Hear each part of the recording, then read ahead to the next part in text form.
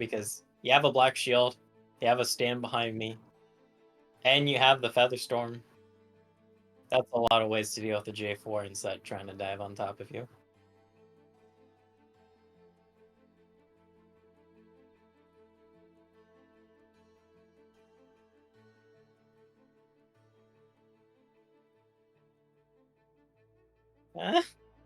I don't know how. Unless it's like unless it's picking up the wrong microphone, but you say like you see it picking you up. So unless it's some setup you have, where it just does not register your mic input, I don't know enough about OBS.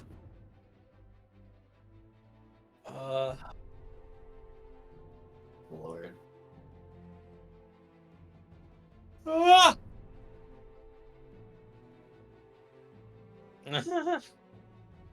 I mean, I can hear you fine over Discord, and it's not like you're communicating with your team by streaming through Twitch. That'd be really janky considering the 10-second delay. Well, you can have things live though. Like, this is always gonna be a bit of a delay. So yeah. Let's see. Have we heard anything? No.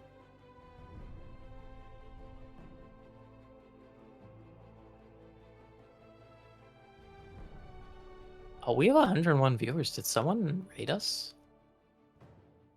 Did we? That seems like pretty high viewers for IBS. I know it's playoffs, and I mean, no shade to IBS. It's just usually we expect like 40 to 50 viewers here. All right, so OBS is picking it up. I can hear you on something. I think it's on the video. Working. Okay, it's working. I'm picking it up via. Guys, I'm here. Hi, how's it going? I had to pick it up through Video Ninja. So as soon as GoForino disables their audio in OBS, it's not letting me mute video. It's not letting you mute me. I have maybe try muting the tab. And I don't see the option up top. Oh no. Yeah. Anyways, we're changing my output device. Show more options. Why can't I change the audio output thing for video?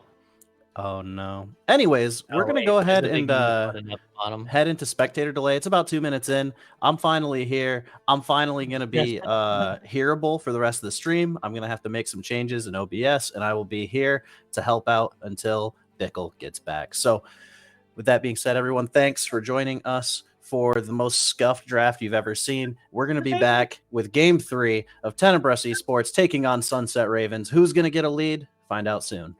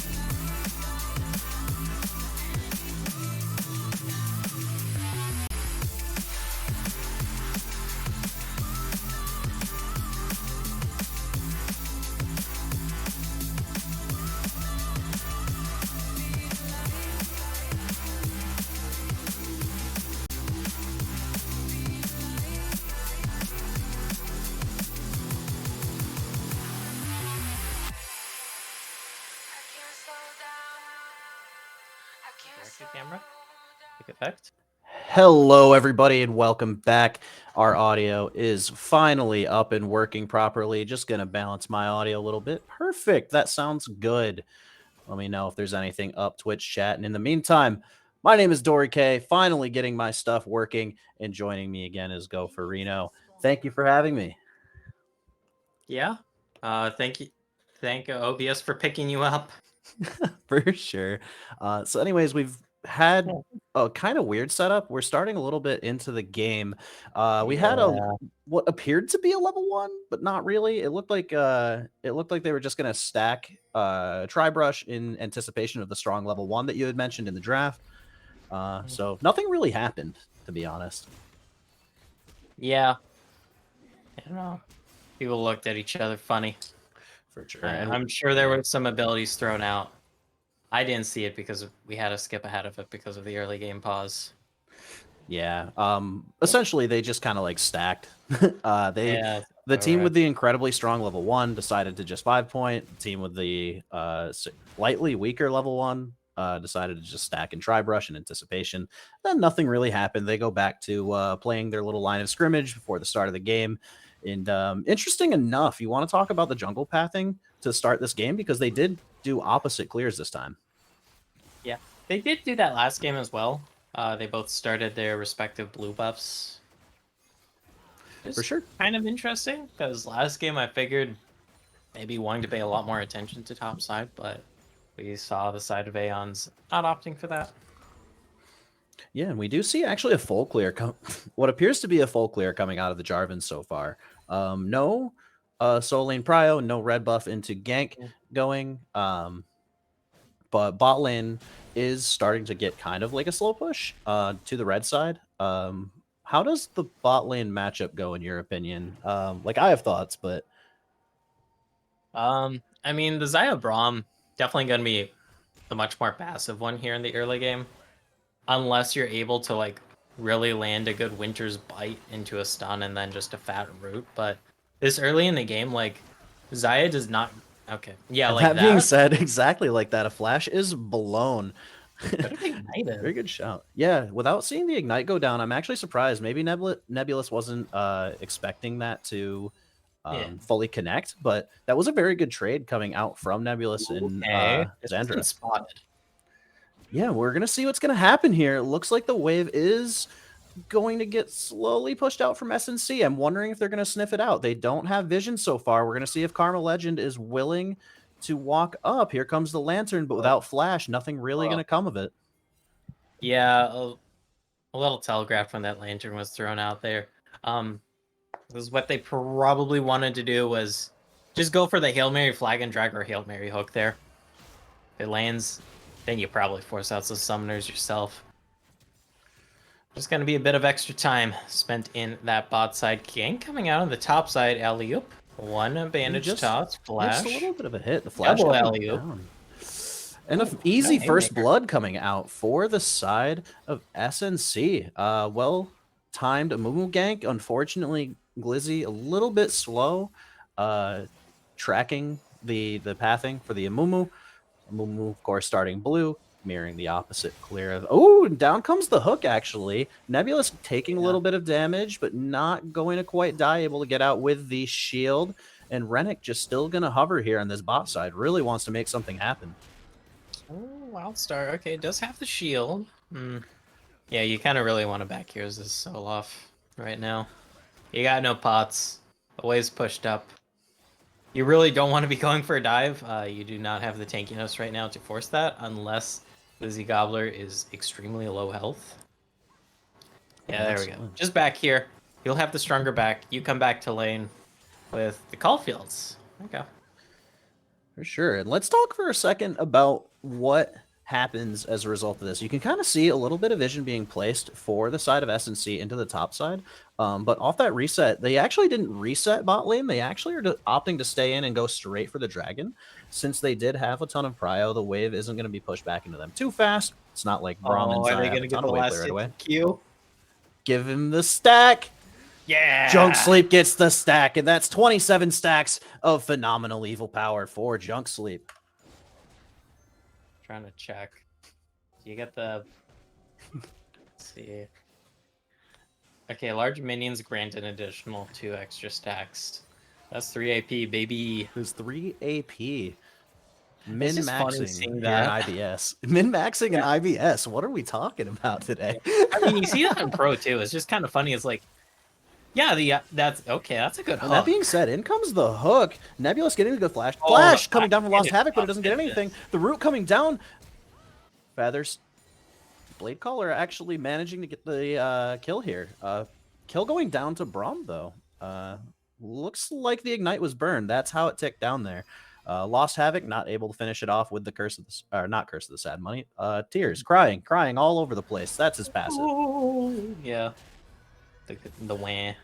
The wah. Cry all over him. And as we see, both solo lanes going for a couple trades. Mid laners running a little low on mana, but Nebulous and Lost Havoc looking to walk their way over, maybe stop their way into mid lane. What do we see? What do we see occurring here?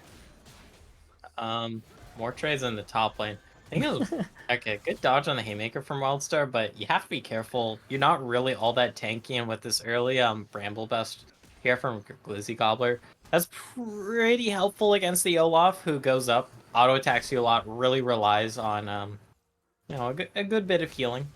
Usually, it's the Tab Eyes that come through.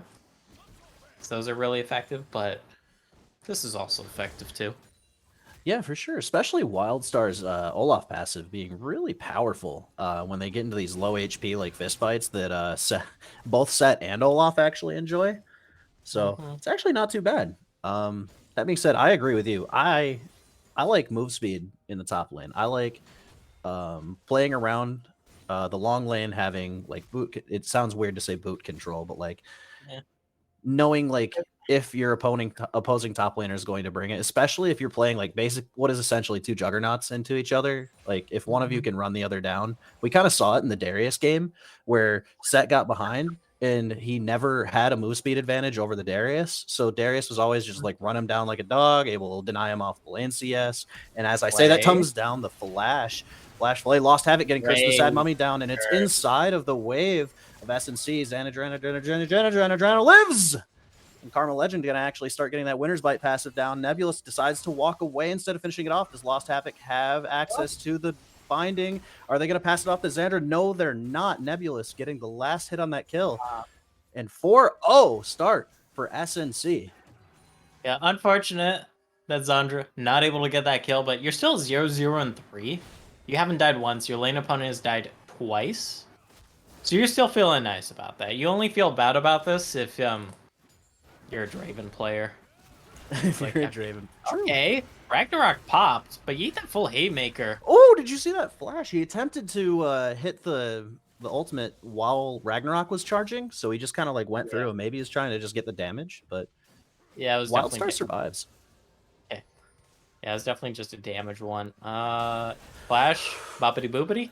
Boppity boopity. Do we see the Haymaker to survive? We do. Glizzy Gobbler having a much better performance on the set this game with Wayne coming in to try to clean it up. Is he going to land the Dark Binding? No, he's not. The little dodge coming out from Glizzy Gobbler. Is he going to be able to get away? Wayne pops the ultimate, gets the move speed. Glizzy Gobbler trying to cancel it, see how long he lived, but he doesn't survive. Tormented Soil able to finish it. Black Shield is down. But Directed Camera says no, nothing's going to happen here. Directed Cam goes away. Directed Cam is like, once you kind of know the mechanics of it, it really spoils a lot of things. Like, right? Oh, there's a fight happening, but because, you know, there's the 3-minute spectator delay, it already knows whether or not there's going to be a kill. So it just goes away and it's like, no, okay. Ooh, well played around Vision. Junk Sleep managing to survive by just kind of like waddling away. It looks like they walk into the brush to start walking back mid. So Lost Havoc kind of like floats that way. And then he's just like, no, I'm just going to waddle back into lane. Don't worry about me. Back to top I go. We do have our first item completed. We do. It's going to be that Sunfire here for Lost Havoc. So that's going to be very notable if we do see a fight breakout. Because, fun fact, a completed... Okay. Black Shield is good. It's still up. You can walk through this. Yep. Does still give over, like, 1 AP. But, absolutely. Good safe play. Nebulous getting himself into a little bit of trouble, being forced to flash away, but down comes the Dark procession. There it is, the ultimate to finish it off. And they're going to continue to go. Down comes the Featherstorm, not going to be able to survive. And that is a double kill for... Oh, and a kill on the top side at the same time. We've got ourselves a fiesta on our hands. Solo kill back for SNC Wildstar. And the Olaf looking pretty strong despite going down there just a minute ago. And this is going to transition into a dragon for Tenebros. I'm good on them for transitioning. That's what people say all the time as a transgendy joke. Oh, no. Good on them. Good on them. A little random, but it just always crosses my mind. And then Wildstar like some plates. Yeah, a lot of plates. Absolutely. Where do we go? Like, so where do we go from here? We have second Drake down, which means third Drake going to be a little bit stronger. It's a Clown Soul. Let's go. It's a Clown Soul. All right. Dude, I freaking love Clown Dragon so much. I love Clown Dragon. You know who else loves Clown Dragon? CB Kills. CB Kills would like everybody to be reminded today that Cloud Soul is the highest win rate soul in the game. And we're going to see it today. Yeah, it's negligible, but it's like, yeah, technically. It is like the win rate difference is negligible, but by gone it, Kills is going to let you know every single game. Yeah. But since my job is literally in statistics, I kind of have to be that asshole that points out that it's not statistically significant. But anyways, anyways, we actually see the Vygar walking in. All this extra dipping and diving. Okay, Sleep not going for the cage there, because with how Nebulous was kind of doing the serpentine maneuver to try and dodge a hook, that kind of brought him in range for the cage. It definitely was a close one. Not the most concrete thing, but you know, you could have thrown it out there. Yeah, your inclination is like to try to dodge. Oh, as I try to say something that judge. Ooh, the flash bandage toss is not going to get anything down. Xanadrana is able to not get the root there. Junk Sleep though, T Rennick able to walk in here. There's no vision down for the side of SNC, so this could be a potentially huge play. Down comes the hook into the flay. Featherstorm coming up. Jigsaw dodging the E. But they're gonna almost... Nope, they did not trade for Rennick. Lost Havoc was not able to get that Curse of the Sad Mummy down, and he survives unless there's a dive coming up as follow-up. This is looking good. Curse of the Sad Mummy gonna go down. And he's going to try to just clear the wave with it. Is he going to survive? Thresh goes for a long ride. If Thresh manages to finish off Nebulous, but he goes down at the same time. That's an execution, actually. Not even a kill. And Karma Legend going to just be forced to sit there watching. Thresh actually survives that entire ordeal, despite going on a magical adventure to the other side of the tower. Go, Wayne, go. Wayne managing to follow it up with a couple hits on the tower and a good old reset while we have 2.5 minutes left on Drake. Nothing huge on the map at the moment, but plates just going down now. So Jigga's out did get the Kraken Slayer here. I think that should be enough for the Cathian Rain evolution. No, they're at 83. No, it's not. Yep. So typically, you're going to have to follow it up with a second AD item. Yeah, I've seen some variations on it, especially with... this is the patch that just happened yesterday. Is this the one with the Kaisa buffs? Was it? I don't remember. Or Kaisa buff slated for next patch. They might be slated for... I don't think she really needs too much buffs, honestly. No, I agree. It's kind of a matter of getting the right build for her. Yeah. But I'm just also so used to ARAM. Where you get Kraken and it's like, yeah, you get your first evolution. Because if you don't get the Guardians items on ARAM, you're trolling. That being said, Jigsaw does not have access to the Killer Instinct, but the Lantern's going to save him. There's kills. Quite a bit of health bar. More than enough time to back here for the Dragon. Absolutely. And priority coming out mid. But I mean, Junk Sleep's going to be able to batch it pretty easily as a Vygar. And bot lane successfully rotating to the mid. It's nice to do like an early rotation like this, in my opinion, when you've got third Drake up at 15 minutes. This is actually a pretty good timer, especially considering at times IBS teams tend to be a little bit slower at getting those first Drakes. Ooh, and the hook just going a little wide there. Huh. So let's set ourselves a timeline. What happens in the next 45 seconds? What should these teams be looking to do in preparation for this next Drake? Wayne needs to recall here. You got like no mana. What? Oh. Okay, you got plenty of mana, but like you're probably gonna be using the soil around this dragon to try and suss out people, and Morgana W costs a lot of mana. It really does. Tormented Soil. 130 max rank. Okay, that's a good flag and drag. Gonna force out the Glacial Fissure there. It's one way of sussing out the competition before this dragon. Neither top laner has TP for this dragon, so it is gonna likely be a 4 versus 4 unless either one of them decide to rotate down. Exactly, and that death sentence coming down, but it's a death sentence for Karma Legend, going to be forced to drop the Dark Procession, walk away. SNC lost Havoc, walking right through it. And Wayne, again, using the Tormented Soil so much, but in comes the Cataclysm, going to pop the stopwatch. Wayne stuck inside of the ult. Lost Havoc, though, on the backside, getting the Curse of the Sad Mummy, going to go down last hit. And Nebulous and Xanadrena not able to actually finish it off, forced to instant QSS, or cleanse.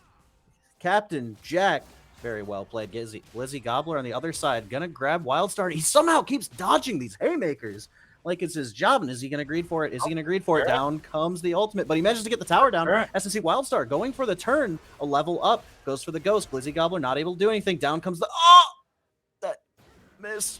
It's missed. Okay, you landed the last one. Successful axe throw. It is Soul Point though. Because you got 2 kills here on the bot side. You still got the Herald in your pocket as well. Absolutely. And it looks like they're on a 5-minute timer to try to extend that lead that's been acquired by Wildstar, or else this Cloud Soul is going to be a problem. Yeah. I mean, it's going to be hard to extend this lead of Wildstar in like a meaningful way that contests the dragon, because Wildstar, this is a split push build. Like, you rush the Hydra here. Looks like it's going into the Jack show next, or Jack's shoes. Yep, absolutely. My friends call it. Someone calls it a Jack shoe. Put on your Jack shoes and run real fast. Jacks. Jack shoes. Down comes the Ragnarok a little bit late. Going to force the splash out of Junk Sleep though. Not bad. Rennick going to try to follow up, make sure that he does not get followed any further, and gonna have to just reacquire this mid-wave. Oh, in comes the flag and drag, forcing the teleport out of themselves. Actually, Wildstar is stuck. Wildstar has no way of getting out of here, so he's stuck. The ultimate comes down. Lost Havoc does not have Curse of the Sad Mummy available. Down comes Glacial Fissure in response to try to stop the engage, but the damage has already been done. Wildstar getting shut down. Oh, yeah. No flash. Shekels, there it is. And we do. It does have a big slow, so it lines you up for a nice and easy binding. You drop the. Oh, and he decided to walk away instead of finishing off the kill, so it's not going to work. The heal comes down. Karma Legend spending lots of time delaying this. Ooh, the fancy footwork, avoiding the dark binding, and Wayne able to just walk away too. Oh! Yeah, that is the tragedy of mid Morgana. Like, if they get out of your pool, it's just like, all right, you survived this one, buddy. Yeah, nothing going. Let's force out the flash though here from Jigga's up. It's a nice side lane pressure. Gonna get a little bit more juice coming on in. That's something. For sure, and with map control opening up, looks like both bot side towers still haven't gone down, but all of the other 4 outer towers have been done. So at this point, we're starting to see second items approach completion. Some players are closer than others. But at the very least, we've got first items done across the board. All but one are... Oh, no, we don't. We don't. I lied. Set has not finished their first item yet. Oh, yeah. That's the Bramble Detour for you. That's another reason why you can just go for the Tab Eyes. Yes, you have blocked a bunch of healing with it, but you are still kind of on the back foot. I know that's kind of like hindsight looking here, because when they originally got the Bramble Vest, they weren't 1 in 4, but the Tab Eyes are still just as effective against the Olaf if you're looking to just play the survival game here. Yes, you won't have as much kill threat because you're not reducing the healing, but you know, you're down in the pot, not able to finish off this first item in time. We're 3 dragons into the game at this point. Absolutely. Okay. And down comes the Ragnarok. SNC Wildstar gonna possibly finish off? does actually trade 2 for 1. Absolutely worth here. Not really sure if Baron's even an option yet. It's a little early. It's only 20 minutes on the clock, but I mean, 1 for 1, Flipperino. You know, he's not really going to complain about that. Keep Kaisa in the dirt while he can. Try to get bot lane back into the game. Yeah, you'll get a little bit of damage onto his mid lane inner. It's something. Yeah, for sure. Roll up from the bot side here, so this could be a long con play. Riddick. Ooh, very good dodge. You can get out. Oh, that's a good stun. Yeah. And down comes the Featherstorm to try to answer, but Glizzy Gobbler walking out. The flash really good there. Doesn't manage to drop Nebulous into the wall. Down comes the Dark Binding, and he's going to die without being able to do anything. Can't even get the Haymaker off. Lost Havoc getting the Dark Shield. Black Shield, sorry. There are way too many Dark Binding, Black Shields, Death Sentence. They all need words. In comes Karma Legend, though, landing the Death Sentence into the immediate play. Good follow-up from Rennick. And Lost Havoc not able to get the kill off the backside. Junk Sleep finishing it off over there. Kaisa getting the kill, but Karma Legend over here rooted, forced to flash away. Ragnarok coming down again, just a little bit late. Jigsaw trying to run away, but not going to be able to get away. Through comes the Ragnarok. Wildstar's Ragnarok is out. Karma Legend mentioned CC and Cataclysm forcing Wildstar to go down, but the Tormented Soil just finishing off players in the background. Let's go. I am down for a fiesta today. That's the funny thing about Morgana mid too. Like I said, like, okay, yeah, if they get out of your soil, that's it. But like if they don't get out of your soil, it's kind of funny because they're just stuck there for like 3.5 seconds from your bind. Like, yeah. Absolutely. Yeah. You know, despite Wildstar making some like flubs throughout the game now, a couple things to like kind of throw their lead a little bit. I think overall they've been really impactful. Despite what we've been saying, like it's clearly a split push build, all that. He is going for the Jack show, trying to be ever present for his team, trying to keep them in the game. And I mean, honestly, Xayah looking like they're about to run into their second item here. It's going to be pretty effective, going to have pretty consistent W uptime, which is going to be really good for team fighting. So like at the end of the day, if Wildstar and Nebulous can create space and Lost Havoc can create zone control for Xayah, they're really powerful inside of a choke. Slow. Hopping right onto that Morgana line. Haymaker? Ooh, down comes the Haymaker, and Glizzy Gobbler gonna finally go down. Live for a long time, though. Junk Sleep being forced to flash away. Tyrionic coming down. Is he gonna get caught by the pullback? No, he's not. He's gonna get the kill and to flash out. Lost Havoc misses the bandage toss at the end here. Is Rennick going to survive? He's going to use his fancy footwork and his big old brain to avoid them. And Wildstar just kind of caught between a rock and a hard place, being forced to pop Ragnarok. He says, this one before. He says, I'm not trapped in here with you. You're trapped in here with me. But Karma Legend going to be able to kite it out. Good heal from Jigsup, managing to prevent the death. And down goes Wildstar again. On both sides of the play, T.E. Rennick performing really well. The kiting being done phenomenally from the side of Tenebras Esports. That's the thing about like this Olaf top lane, like it's really made for like the 1v1s or the 1v2s. When you're running in 1v3, even with the Jack show, you get melted. I agree wholeheartedly. And as we say that, down comes the teleport. Lizzie says, no, this is my hot dog, my dragon, my soul, and you guys are going to be forced to face check us. Lost Havoc comes in and gets the steal. Finally, Lost Havoc finds their smite button in this series, and it's fantastic. Going to the follow-up. Ooh, very nice play from Karma Legend to keep this team alive. Karma just going to go ahead and go down, give their lives for the Lost Dragon. And somehow, SNC has turned this around. They managed to finally get a steal.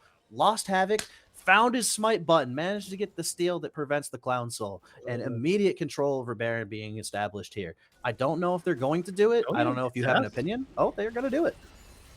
I mean, look where Rennick is. They just finished Krugs. They're walking up to Raptors here. Yeah, Rennick has no idea. We're gonna go ahead. Don't want to contest this, which I mean, it's fair. It's 3 versus 5. They have no idea. They have no idea. There's no vision on it. Yeah. I mean, it could also just be a case of like, it's 3 versus 5 guys. Like, yeah, it is 3 versus 5. That's absolutely true. We would love to contest this, but realistically speaking, it'd be up to Rennick getting a miracle steal. I mean, it wouldn't be the first steal this series, you know, be the first steal, but usually that steal's been used on the dragon, not necessarily the Baron. And you stop the soul, And you get yourself the Baron here. This should be the Super Raven Crew's time to shine here and get themselves a very nice and hefty lead. Absolutely. Now, obviously, these are the wildcard nights. This is the 4th and 5th seed of both the Zon and Piltover division, crossing division lines to face each other. But while we're kind of waiting for something to happen, how do you feel? Do you feel this says anything about the strength of the divisions, or do you think because it's too early, too low in the standings, that it actually is worthwhile to say? Like, do we feel like either division's performing better so far, or given that both series are 1-1, I don't know. Does either team look like they're more consistent even in their losses? I'm gonna be honest, I just don't know. Bench toss whiffing. And out comes the Flash Glacial Prism straight into Curse of the Sad Mummy. Is Rennick going to be able to survive this? No, he's getting rooted. Follow-up CC. Junk Sleep going down as well. Junk Sleep trying to survive, but not going to be able to do it. Down comes the Flash. And with all these ultimates being popped here in the mid lane, as well as Baron going down, this is going to be solid control for SNC. And with Junk Sleep going down, I mean, that's your main ranged form of wave clear here. Yeah, you still got Gigas up, but Kaisa relatively pretty short ranged here. And without the Vygar, just Event Horizon, without the QW. Oh, Facebreaker, yeah, looking for it. Not gonna get it. And he's gonna get it. Oh, down it goes, and then the follow-up. But there's just not, dude. Yeah. There's just not enough survivability when you're facing down a full 5-man squad with Baron. Unfortunately, trying to go for that is not going to look good for you, and that's going to be an inhibitor going down for the side of SNC. Yeah. I don't know what the call from Glizzy Gobbler was there. Because realistically speaking, it's 3 versus 5.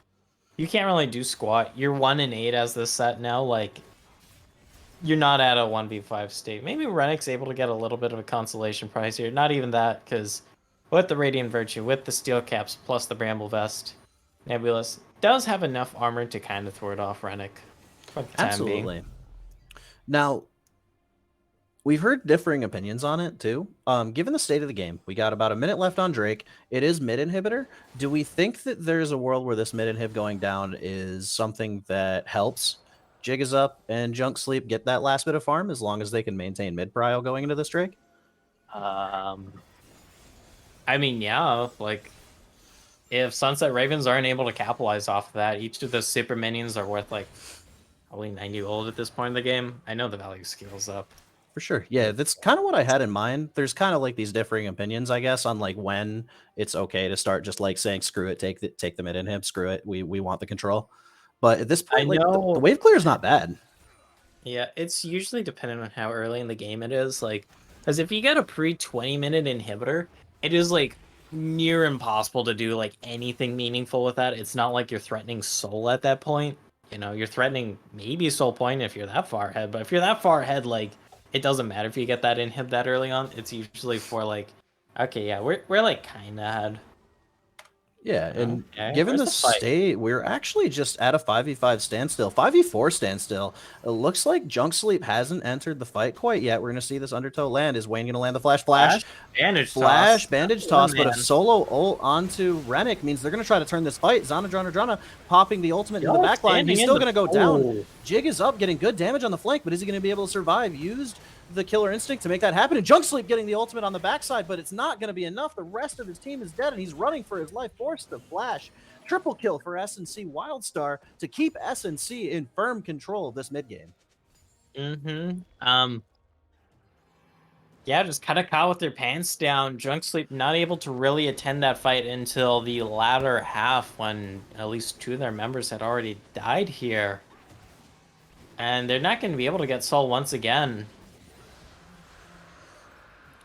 This is a case of one miss smite and then a couple resets of like poor decision making and staggered base timers, like really putting TE on the backside here.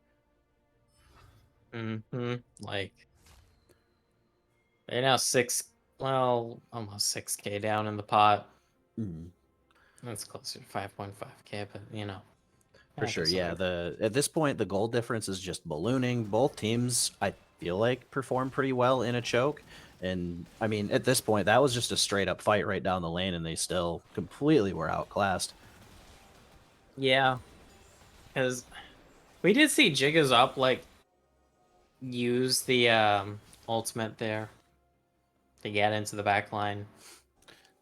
Try and kill Zandra. It does work out, but then you're a Kai'Sa in the back line against this Olaf here from Wildstar. Okay, potentially catch. Yeah, SNC getting the start. T. Rennick gonna get solo ulted again. Gonna get the Cataclysm down here, but he's stuck alone inside of his own Cataclysm. Are they gonna at least be able to turn the kill on Wildstar? Not quite yet. The Ragnarok comes down, and Wildstar is just a menace. Finally does go down, but the rest of his team is going to follow it up. The kill goes down. Double kill for Zanadrana. SNC lost Havoc, managing to get himself a follow-up kill, and that's gonna be a Baron for SNC. Yet another one fight. Second Baron here. 31.5 minutes in, you still got that downed inhib in the mid lane from the last time there was a Baron, so now it's going to be even more rough here. Enjoy that one. Absolutely. It's another Baron, and we're starting to see some Drake stacking. At this point, it was a 5-head move. They wanted 4 Cloud Drakes and 3 Barons, and oh yeah, brother, wanted to take the whole wallet before just turning the game around. But this one was looking firmly under control of Tenebras Esports, but just a couple misplays here in the latter half, making things look a little bit more rough. And by a little bit, I mean about 7K worth of little bit. Yeah, like I think it was around the first Baron when they got picked. You lost a few members around that dragon. You didn't get the soul, and then you just kind of have to give up the Baron there. That's when things kind of started spiraling out of control here. It's not fully out of control. Like, yeah, this is like over a 7K gold lead, but it is also about 33 minutes into the game. So it's like not as bad, you know? It's like, it's a noticeable lead. It's a lead that's like really, really damn hard to come back from, but it's not impossible to come back from. It just depends if you're able to start getting some picks here yourself. You know, you got some bounties on the Rift. Pick up some of those. Lost Havoc just chilling here. Manages to get spotted out finally. And is Rennick going to go for this play? Not quite yet. Going to be forced to hit the wave. But at the very least, this Baroned up cannon does not arrive. And because of these weird lane assignments so far, SNC is being stalled out. Gotta watch the mid lane, though. That is a Baron hip. Yep. You can see it on the map there. Wildstar trying to go in. It's like, no. Wildstar says, please for me. Might be a dive in this top lane, because it is only Karma Legend. Yeah. Fending off a Baron push. Okay. Absolutely. Down comes the Face Breaker. Lost Havoc gonna be able to kite it out. Curse of the Sad Mummy coming down. Zandra able to survive pretty easily. And unfortunately, Glizzy Gobbler just way too weak. Down comes the Cataclysm. Jigs up, using Killer Instinct forward right into the root. And dead is the Kai'Sa. I think just some late game positioning, not really in the cards for Jig is up here. Yeah. Oh, there's the Ragnarok. Yeah, and with Ragnarok coming down, not a lot going to happen. Wildstar getting these undertow throws, but nothing really going to come of it. Karma Legend and Junk Sleep trying to just keep the base alive, but this is starting to look like it's about to become a triple inhibitor kind of situation. Kind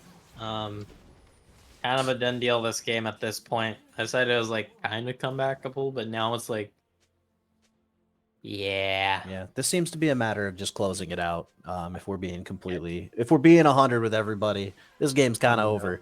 So if that's the case, then if we are Tenebras Esports, we are down 2-1. We're on match point, but we do know we can take games off of SNC. We think we have the chance, and the TP coming down, so this is just going to be third Drake. We're going to even out the Drake score, and they're going to let it go. But, okay, so if we're Tenebras Esports, what do we think went wrong here? And do we have to change anything in draft, or is it a matter of execution? Well, it's definitely execution, like around in the mid game, because we saw like a bunch of fights happen.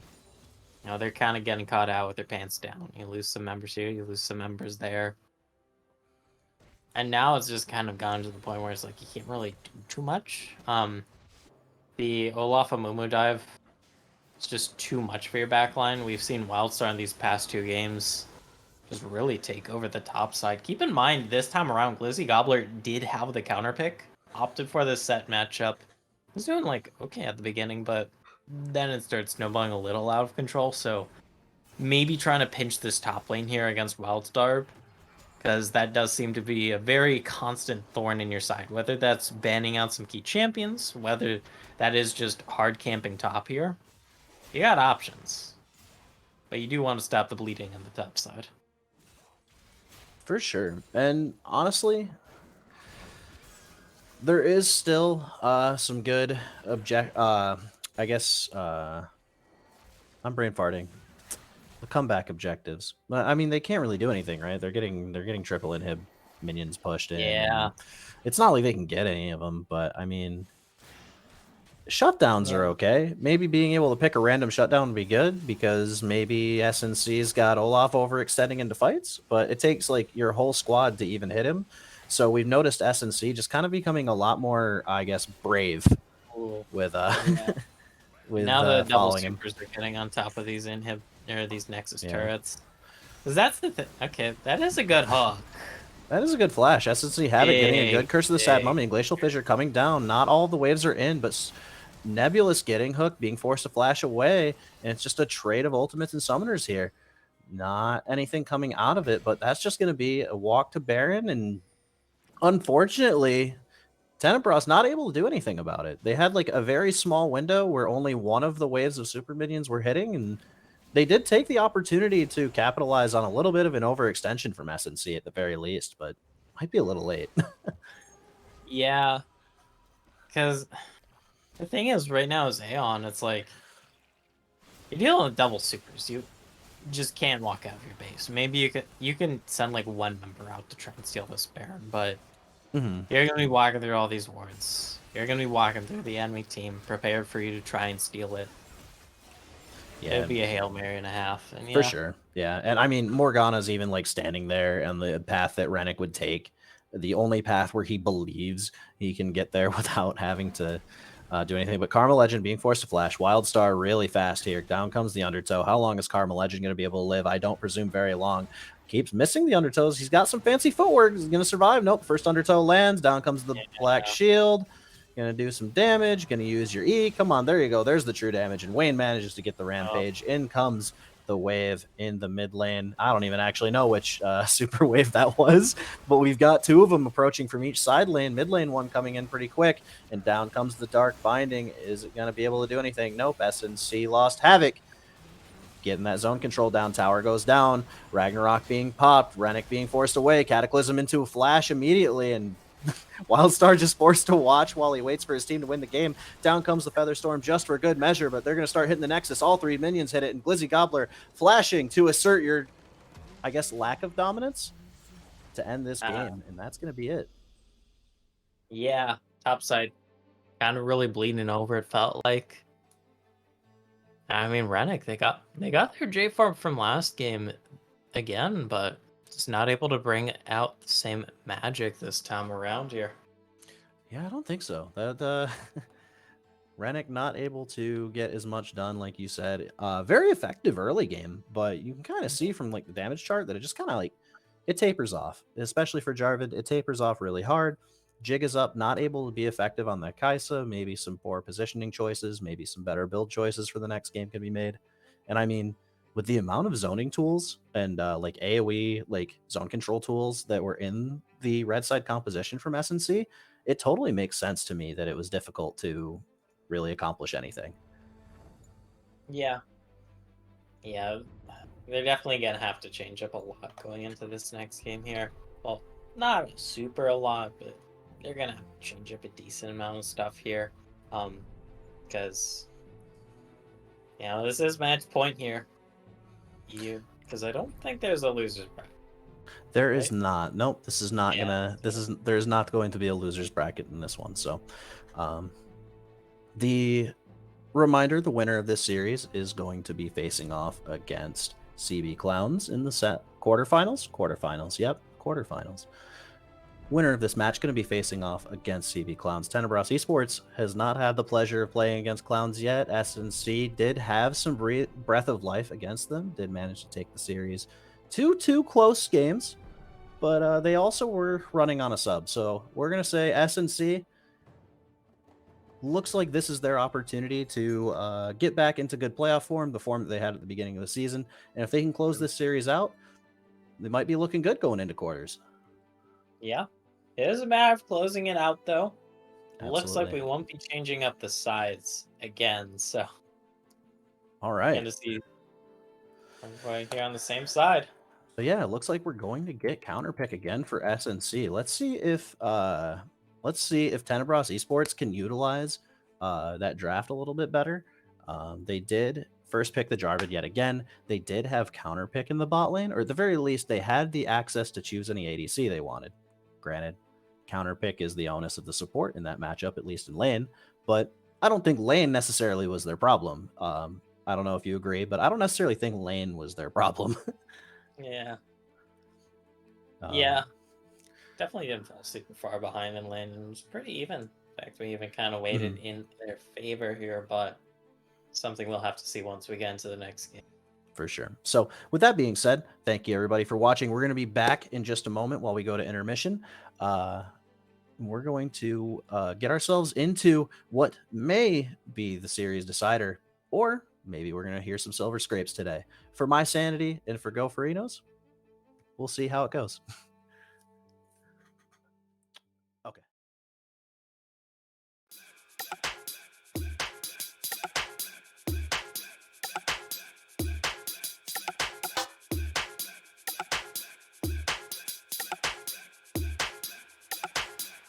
Take a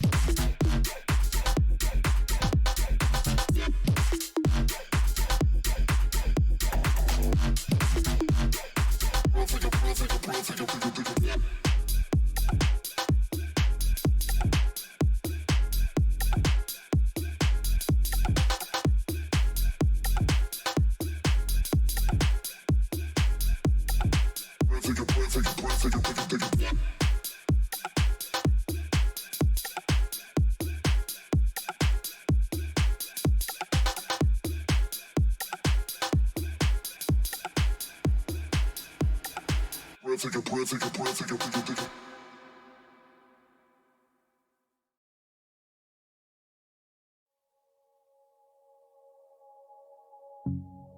just need time to clear my head. Fires up, embers burn, can't pretend, yeah. And I've been thinking about things that we said, yeah. And I've been up all night lately, thinking about you, yeah. Are we just holding on? We're scared, still bruised, yeah. You mess me up, fuck me up, just can't stop, no. I told me I don't need nobody, but every night I'm feeling something for you, yeah. You mess me up, fuck me up, thinking about you.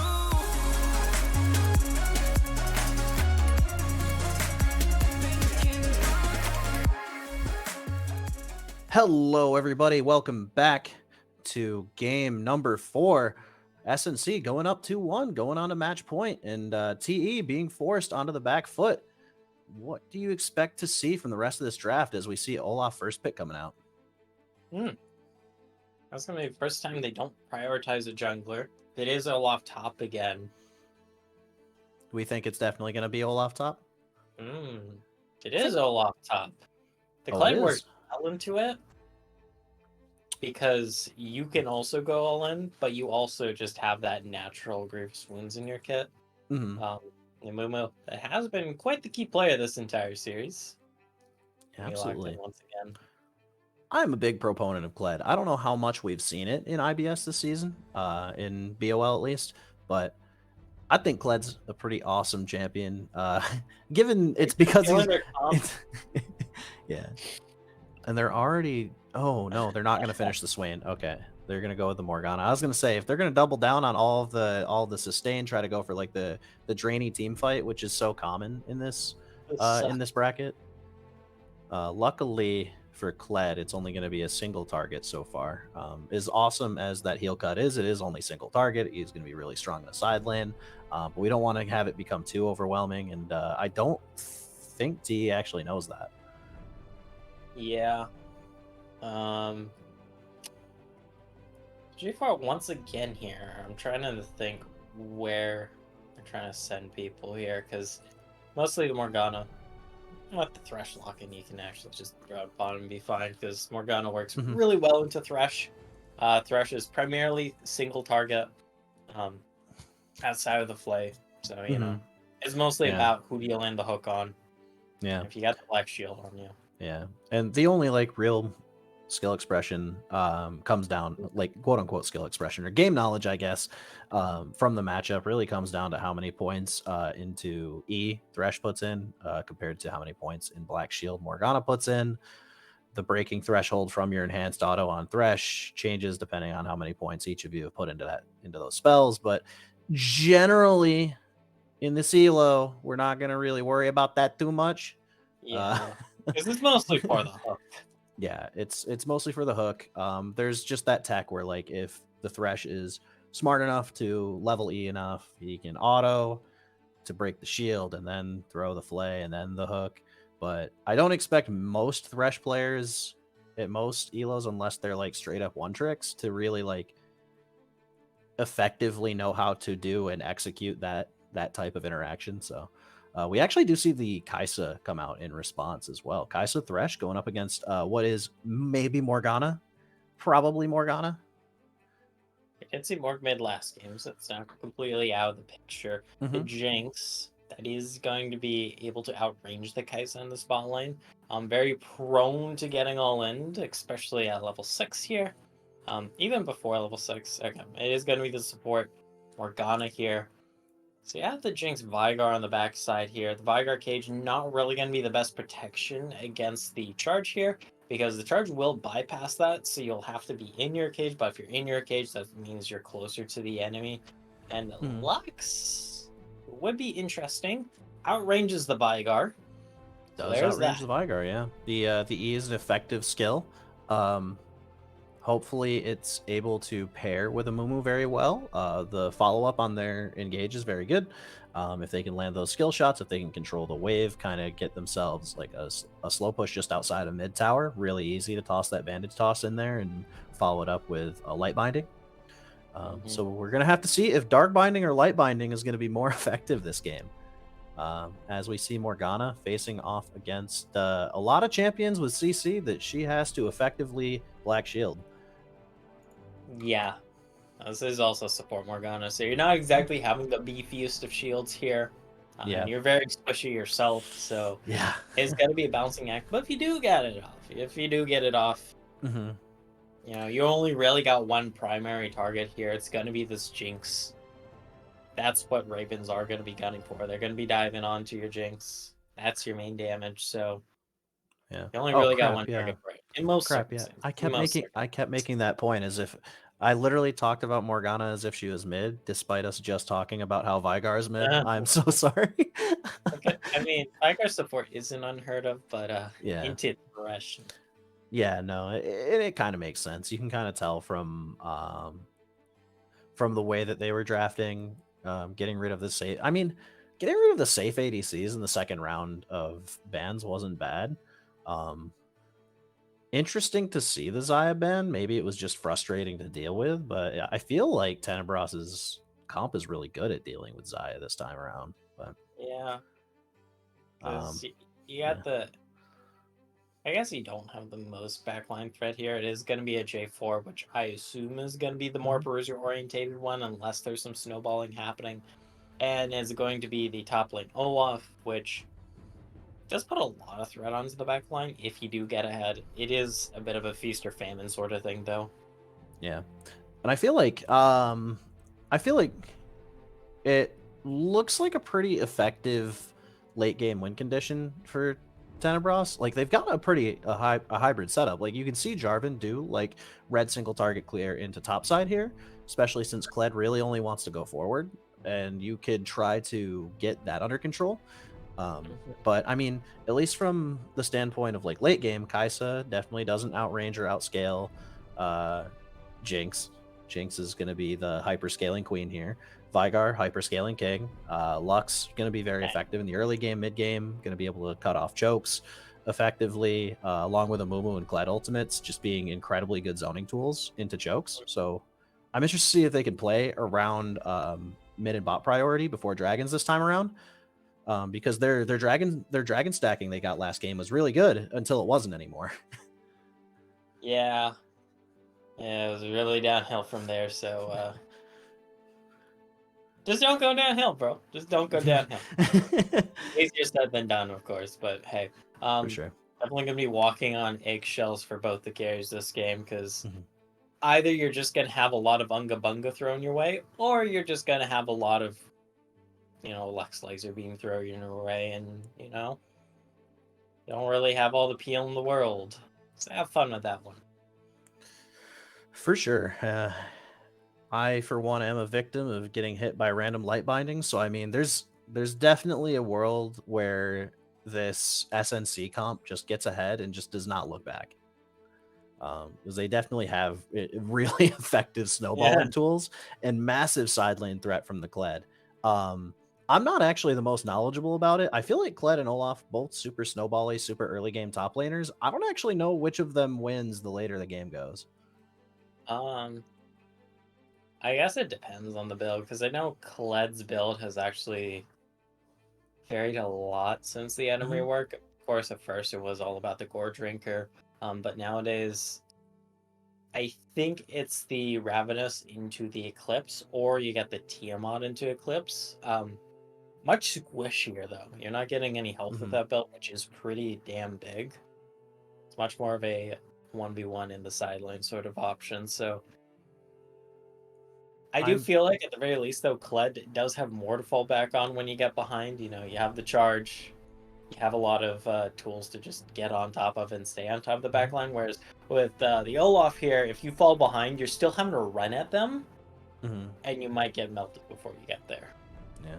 And that being said, like at the very least, Amumu Kled seems like a relatively strong combo, at least for gank setup. Granted, I don't know how it's going to do into the combo of Olaf Jarvan. So I don't know. I don't know where I would put the jungle priority in the early game. What do you think is going to happen here? What do you think should happen? Has the more potent early ganks here, but Havoc will have the outscaling factor as this Amumu. For sure. All right. So if we're going to put our money on it, we're going to say maybe we think Jarvan's going to have a more effective early game. The onus is on Amumu, but we'll have to see. We'll have to see if SNC can close this out, or if Tenebras Esports is going to tie us up and send us to Silver Scrape. So stay tuned. Don't go anywhere. We're going to go off to a spec delay for just a little bit, and we will be back with Game 4 of SNC versus Tenebras Esports. Later.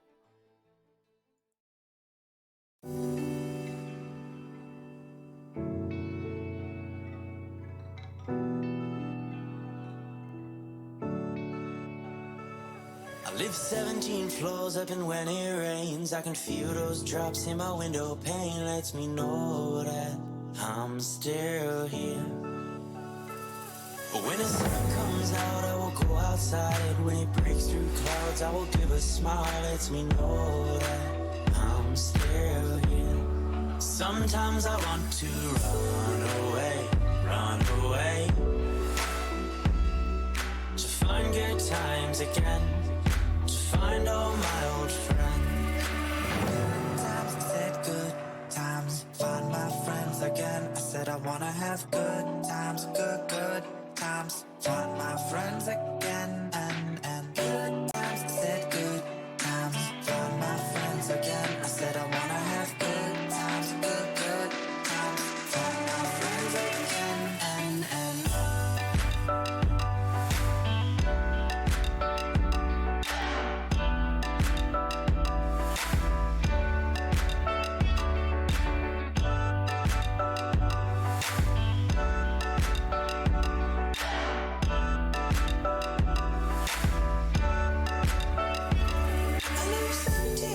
up, and when I cry I can see this city through my watered eyes. Lets me know that I'm still here.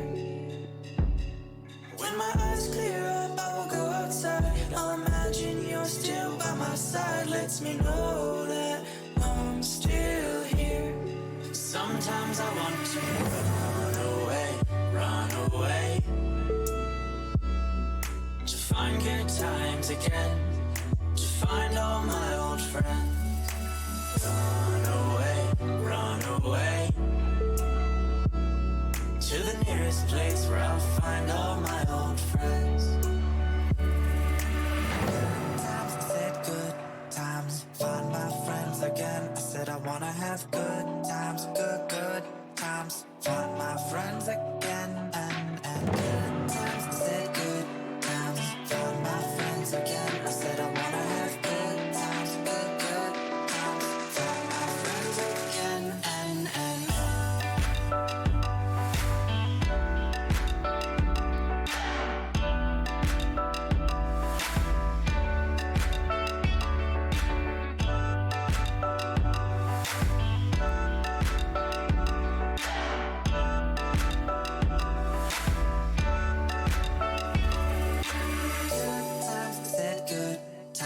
find my friends again. I said I wanna have good times, good times, find my friends again, and good times. I said good times, find my friends again. I said I wanna have good times, good times, find my friends again, and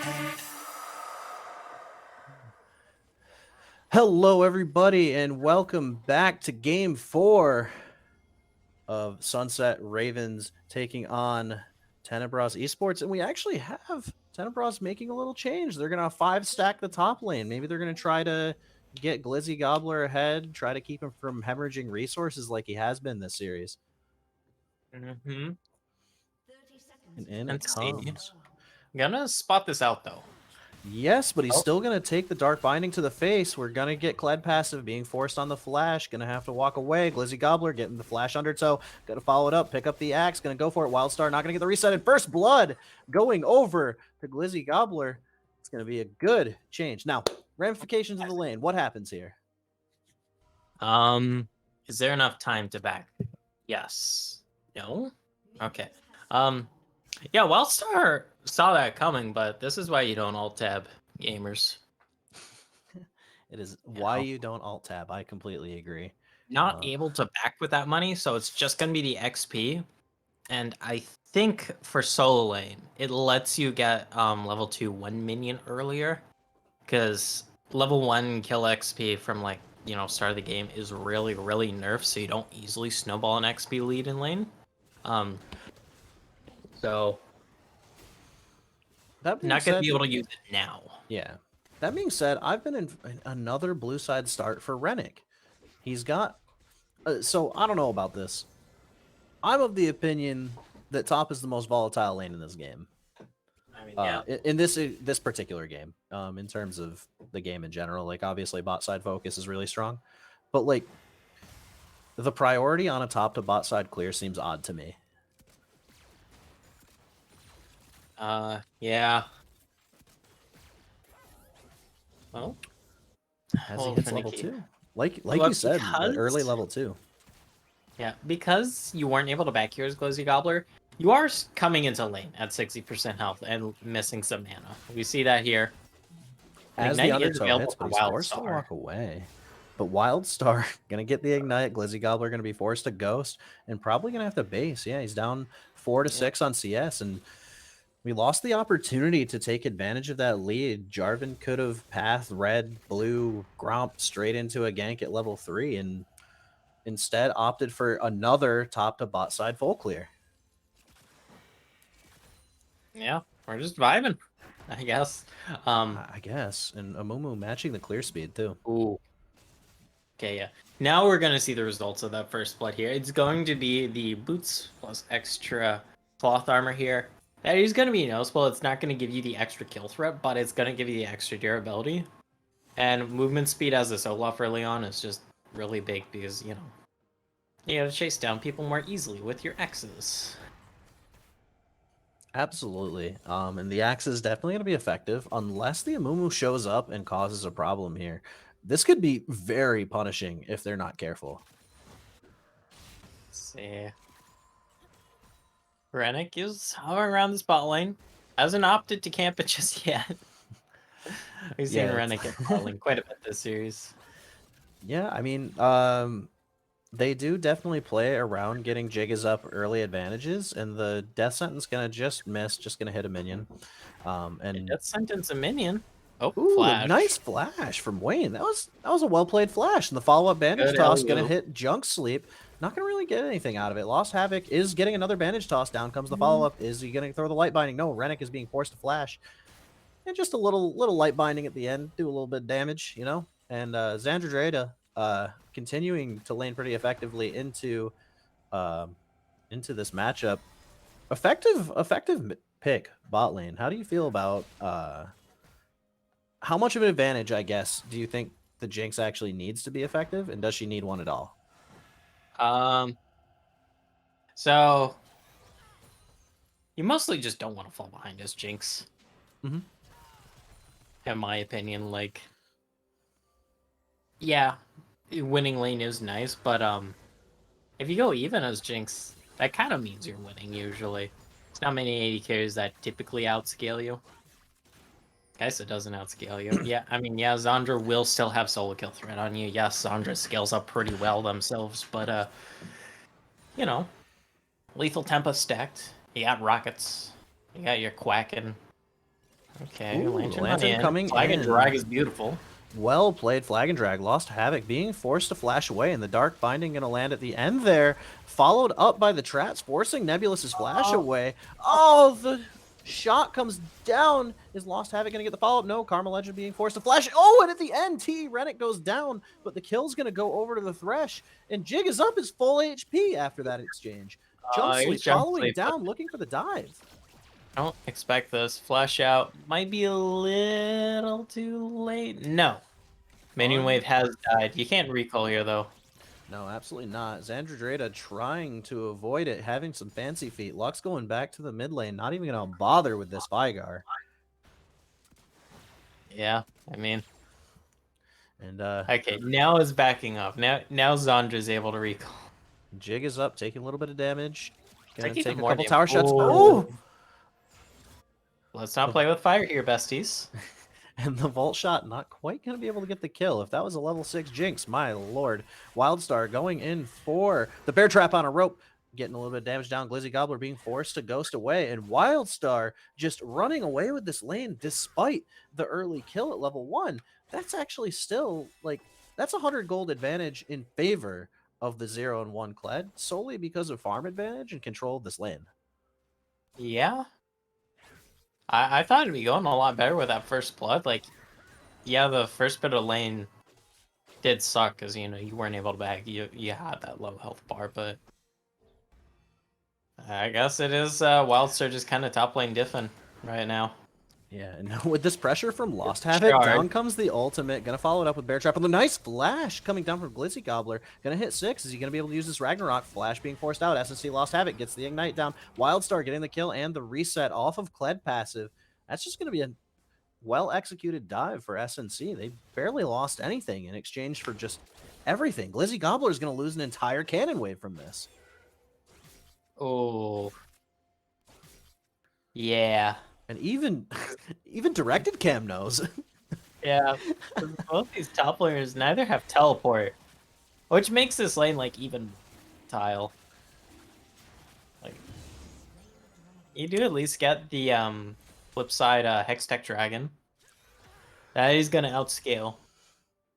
Kind of gets you some go back.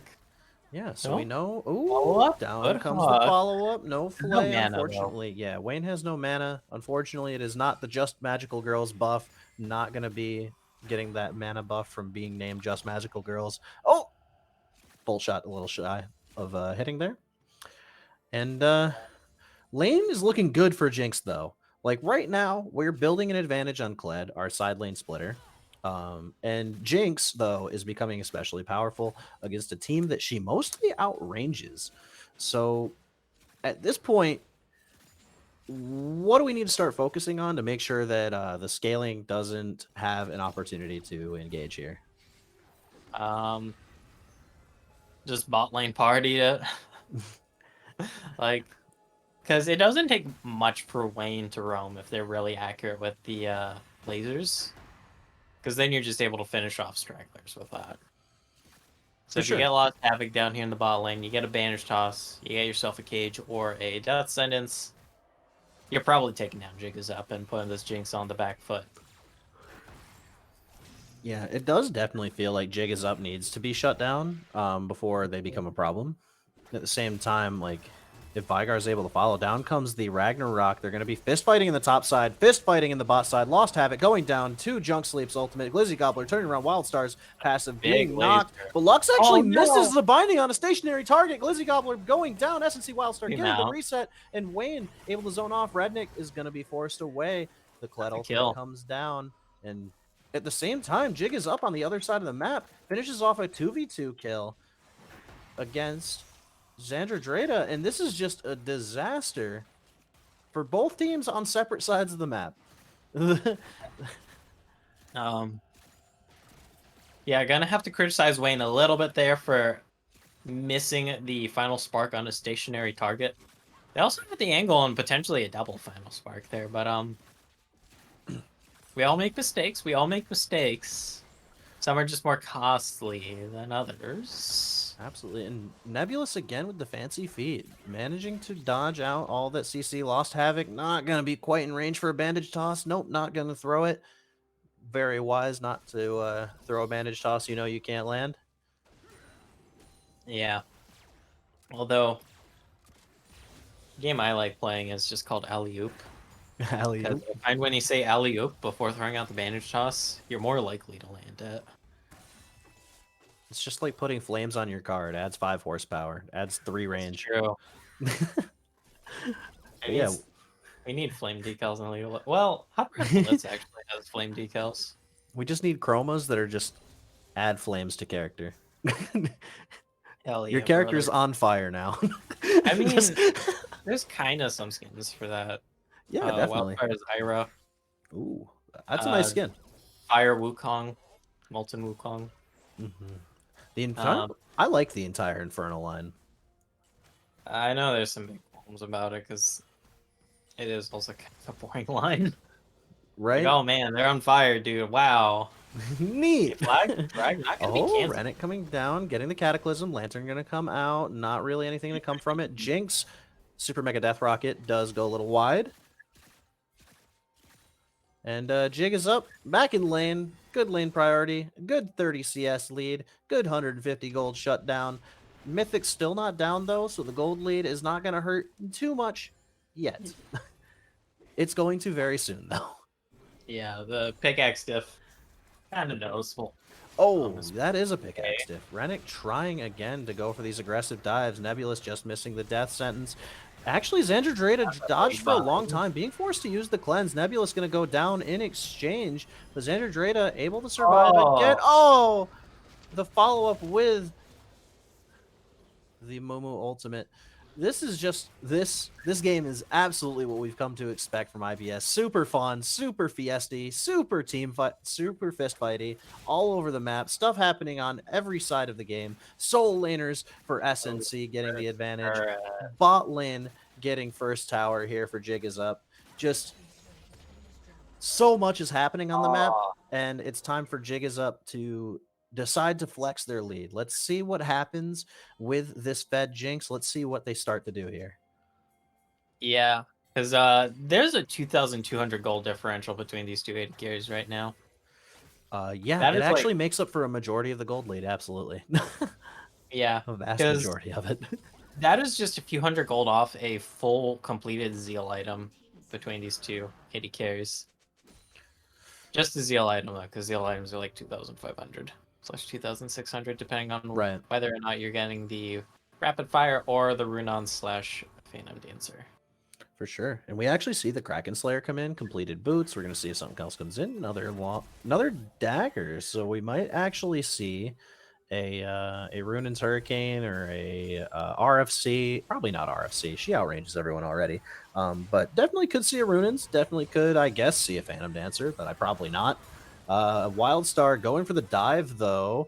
Is he going to get his passive popped? Yes, he is. Unfortunately, forced to flash away. No longer has Bear Trap on a rope. We'll see if Glizzy Gobbler hits something to get HP back. No, he doesn't. Just going to walk away. Except that he has lost the fight, lost the battle, but may still win the war with how fed his team is. Oh. Yeah. We saw that in game number 2. Not as much in game number 3. Both times around, Glizzy Gobbler was that set that did fall behind in lane, but one of the times it worked out much better than the others. Yeah, we'll see how, the dog. Yeah, we'll see how effective. Glizzy Gobbler is at getting these. Ooh, barely able to survive with the lantern. That last minion auto might have actually made it happen too, if not for the lantern. So well played, Nebulous. Good thought. Good think. Take the Dark Binding. Help your ADC get the base off. And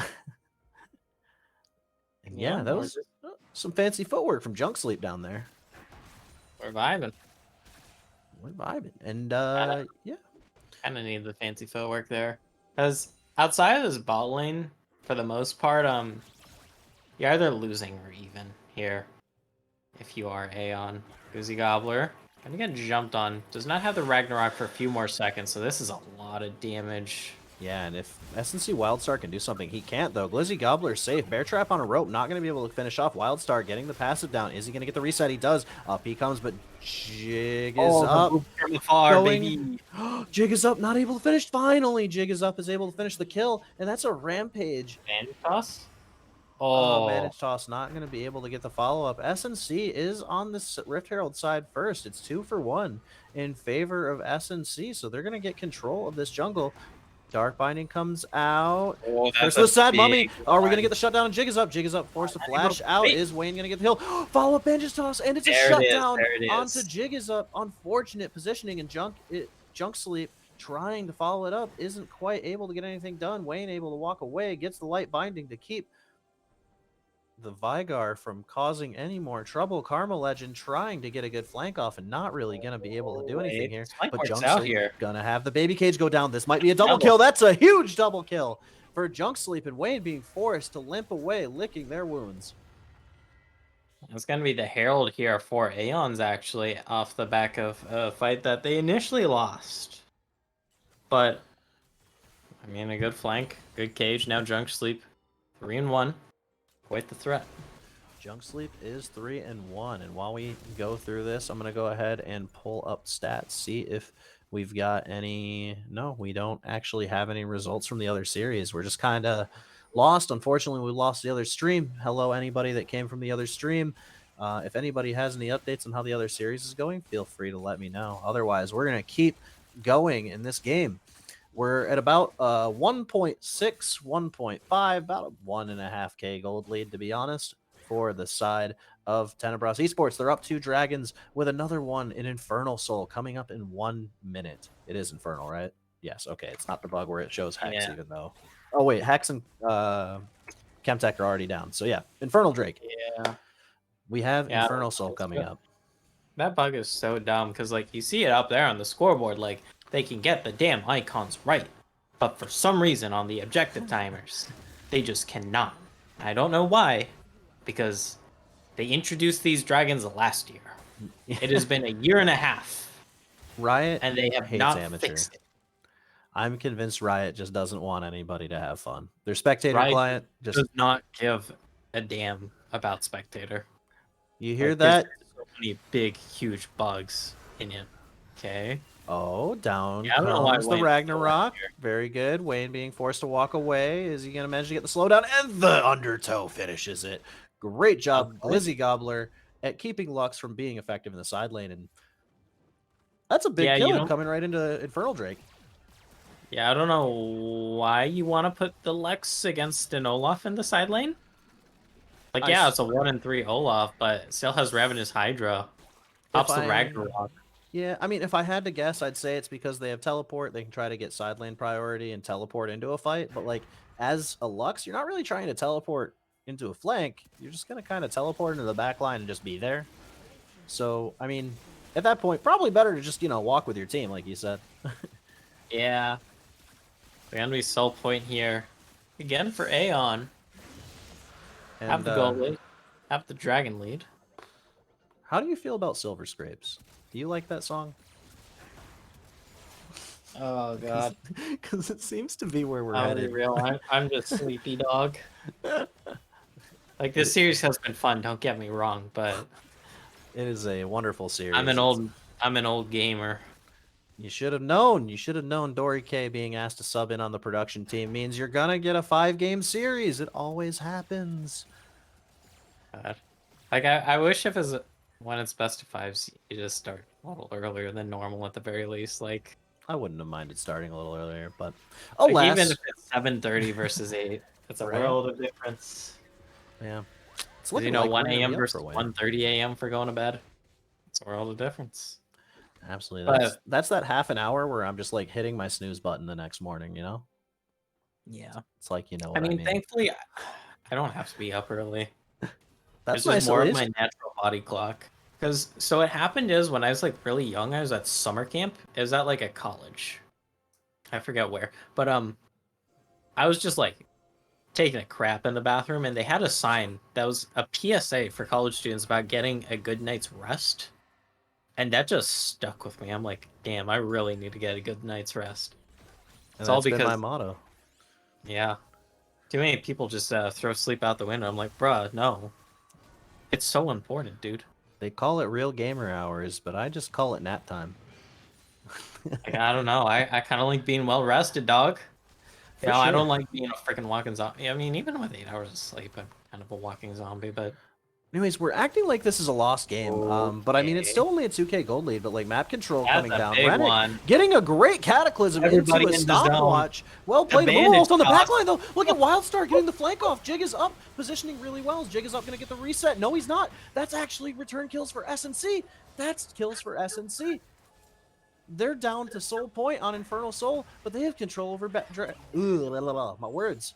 They have control over Baron Pit now. Glizzy Gobbler being forced to walk away while SNC has availability on the Baron. Yeah. I'm gonna be honest, I wasn't rambling because I thought the game was over. It's more so that I'm just kind of tired. Okay. And we actually have Glizzy trying to get some kills on the backside of this. Double kill for him though, and a kill for Karma. Xandra Drea actually being the benefactor of that whole ordeal though. Wayne also getting very powerful. SNC Wildstar, great kill onto the Jinx. Fantastic play from SNC to kind of level things out. Now they're down less than 1,000 gold, like 500-ish, give or take. They have a lot of standing gold on the map. All 3 outers really close to going down. And right now, it's all about that Dragon Soul coming up in 2 minutes. So if they can get their waves under control, if they can secure another fight like that, then we can look to see SNC turn this game around. But at the moment, still a little bit in control as long as Rennick doesn't go down here. Bandage toss, managing to land him right on top of the trap. So Rennick not quite going to go down. The isolated Q not going to happen because the wave is right next to Xandra Drea. And this is still well in Tenebros's control. They have wave control. They're looking to get into this pit, and they're looking to get control of this Soul Point. Yeah, I mean, we still got a minute 20 until the dragon, but great preparation here from both sides. But they are kind of like hopping around trying to fight like it's gonna be up in a second. Oh, Legend is just dead here. Good. Karma shield. Legend being forced to black shield themselves, and actually, it's Nebulous going down. Lost Havoc getting burned down, and Jinx just being able to free fire in the back line. Xandra Drea, no, not taking the fight. Don't. That was a pretty. Oh, SNC Wildstar in the background, though, managing to zone Jinx off. He's still full HP. Glizzy Gobbler going to go down to the bear trap on a rope. Oh, but Jinx getting the resets. Is Wildstar going to be able to fight this out? No, he's not. Junk Sleep and Jigs Up is still up. SNC Wildstar trying to flank it out, but he's not going to. He's going to get hit with the Q. Unfortunately, he's going to try to 1-in-2 late. Jig is up, helping Junk Sleep get that last kill onto Kled, and that's another fight. 20 seconds before Drake, both teams just having themselves a slugfest this game, and that all started with what seemed to be just like a cut and dry pick onto Karma Legend. Actually, advantageous fight for TE. Wayne, babe, darling, I know it's late. I know it's game 4. And I know I'm not supposed to flame on cast. But you have Final Spark, and there's a stationary target. Why are we missing? I'm thinking these teams level up when they start calling targets. Speaking of Final Spark, I'm gonna miss a little bit, and that is Infernal Soul for Tenebras Esports. Almost a 3K gold lead. Just as we were talking about SNC bringing the game back, suddenly the gold lead is a little more significant than the kill score shows. I mean, this is now wildly in the favor of Aeon because you got the 3K gold lead and Infernal Soul. Like, souls in general are just worth so damn much. Yeah, the effective gold you get from that, especially since Infernal Soul, like the stats you get scale multiplicatively, right? So like the more you have, the more it makes. Super cool how math works. And just like I think the unsung hero of this game might actually be the map control. I think the failure in almost 25 minutes now as Baron gets started here, we're going to see if a steal gets attempted, but it looks like they might actually be. They're finally rotating, but I mean, Lux is late. Lux isn't teleporting anytime soon. I realistically feel like they're going to be just getting the... Well played Smite. Lost Havoc goes for the Smite at 12:34 with a 1200 Smite. Him and Rennick Smite at the same time. Looks like Rennick's just won. Yep. Actually, Rennick didn't Smite. Rennick still has Smite. So I think Lost Havoc just smited... a frame too early. Oh yeah, there's a chance that it could be that. There is a cooldown between using them though. Yeah, so that's why it's 15 seconds. So he definitely didn't use Smite. But I mean, at the same time, got lucky, still got it. No Smite steals this time. 12:34. That was a really well well attempted smite steal. Like that was super close to getting your team back into the at least stable for 5 more minutes to attempt the Rift Herald fight. As the Kled ultimate comes down, gonna land onto the trap. The reverse coming down for Lost Havoc, forcing the flash out from Rennick. Wildstar gonna try to come through there, and Karma. Oh, the Cataclysm on the backside. Nebulous gonna try to stay alive. Rennick trying to get the kill, gets the proc from the Infernal Drake, and Lost Havoc and Wayne says, "You get Infernal Drake, but we get your lives." Let's see if we can actually get an objective out of this and try to get the gold lead down a little bit.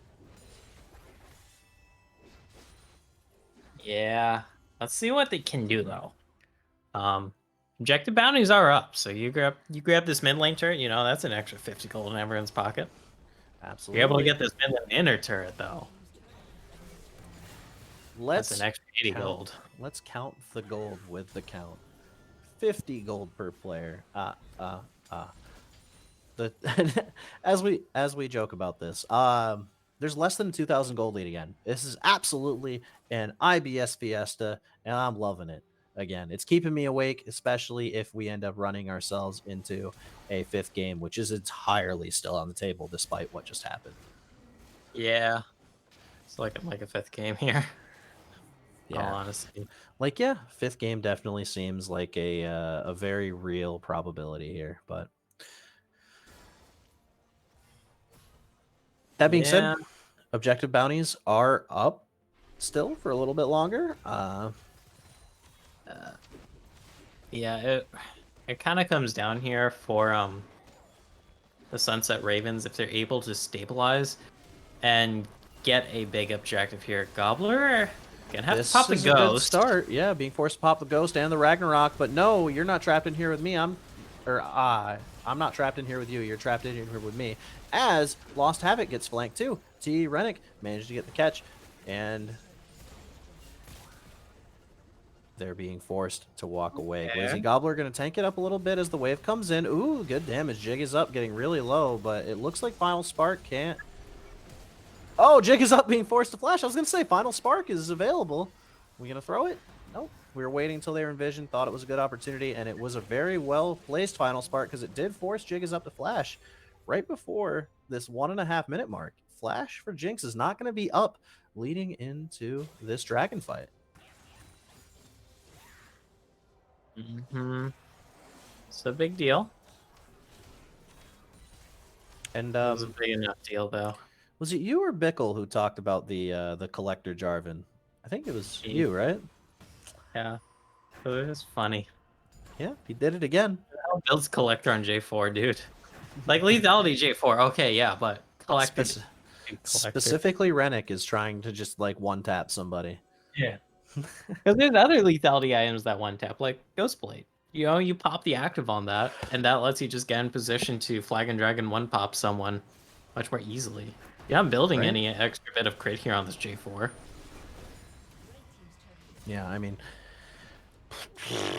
it is working. Down comes the Kled ultimate, heading over. Not really going to land anywhere. Junk Sleep flashing over towards their team. Lotus Lost Havoc trying to follow him in. And we have a pincer. This is looking like a weird flank angle, but they back off of it. Now they're the ones getting pincered. Yep, being forced to walk away, trying not to commit overly aggressively for this fight. Dragon up in 20 seconds. They realize that is way more important to them than whatever they were about to do in the jungle. But that being said, this is a lose situation. This is a win or lose the game immediately kind of situation for SNC. If they manage to win this and get the Elder, might not be the end of the game, but down comes the engage. Junk What damage onto Junk teleport. Good zoning being done, but that was a fantastic Amumu ult to clean it up. And Jarvan and Glizzy Gobbler, Glizzy giving his life for a great fight. Yeah, that's going to be the end of the game. And down goes the entire side of SNC. Is Wayne going to be able to wave clear enough to prevent this? Probably not. They decided not to go for Elder, but I don't think they need it.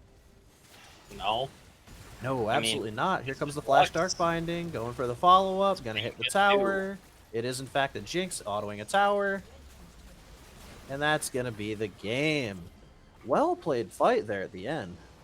Bee boo boo. Wee woo. Yeah, I mean, Infernal Soul really hits hard. You got this Jinx snowballing. Then Drunk Sleep was able to get snowballing eventually. Absolutely. There we go. All right. Just had to make sure that my little after game scene was pulling up. So yeah, looks like game 5 coming up, everybody. Much to Gopherino's sleep schedules dismay. We are going into a final game. If we had just gotten a good old fashioned 3-game instant win, we'd be done right now. But that being said, this feels like the story of which bot lane is more effective sometimes. Like, it feels like either Jig is up or Xandra Drea are like far surpassing their opponent in teamfight DPS. And I don't know what to say. It feels like whoever picks Kai'Sa just gets like seriously outclassed because they get outranged and they're not able to effectively DPS. Do we feel like Kai'Sa is a bait? Maybe, yeah. I mean, you're pairing it with the Thresh, which is like fine. It's just last game we saw it against Morgana, which makes your life really hard in that situation. You could go with like Kai'Sa Alistar because then you're much more easily able to CC 2 people. Kai'Sa Blitzcrank, that is like meme tech, but it helps you proc the passive, and you don't have to use the killer instinct to go into the back line to follow them. That's if you want to go Kai'Sa here, so yeah, we'll see what the call is. Yeah, and it honestly feels like it honestly feels like the games inevitably like devolve into a 5v5 anyways. So it almost feels like you want to just commit for what you think the most effective team fighting champions are going to be. Especially if there's going to be such high prio on Jinx. I'm actually curious to see if Jinx gets blue side prio finally from SNC, since they have side selection, or if they're going to stick to the tried and true red side and go for counter pick again. Because the Jinx can be very easily counterpicked. And also dragons have been big this series, you know. The soul. Finally saw the soul come through. That last one. Maybe we see junglers geared for early dragons. Who knows? That's something we'll have to catch on the flip side, though, when we do come back. So don't go anywhere, beloved viewers. We'll be back in a jiffy.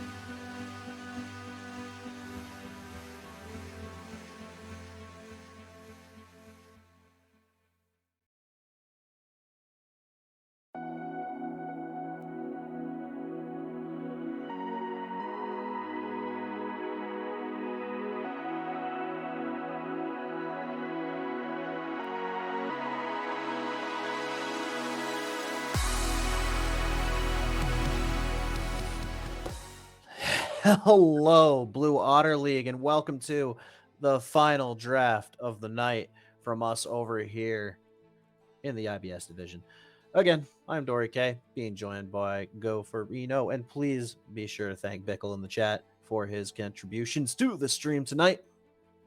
Over here, we've got another game looking very much the same with another immediate first pick. Olaf, probably top. Probably.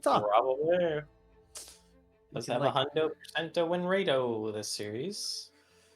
That is true.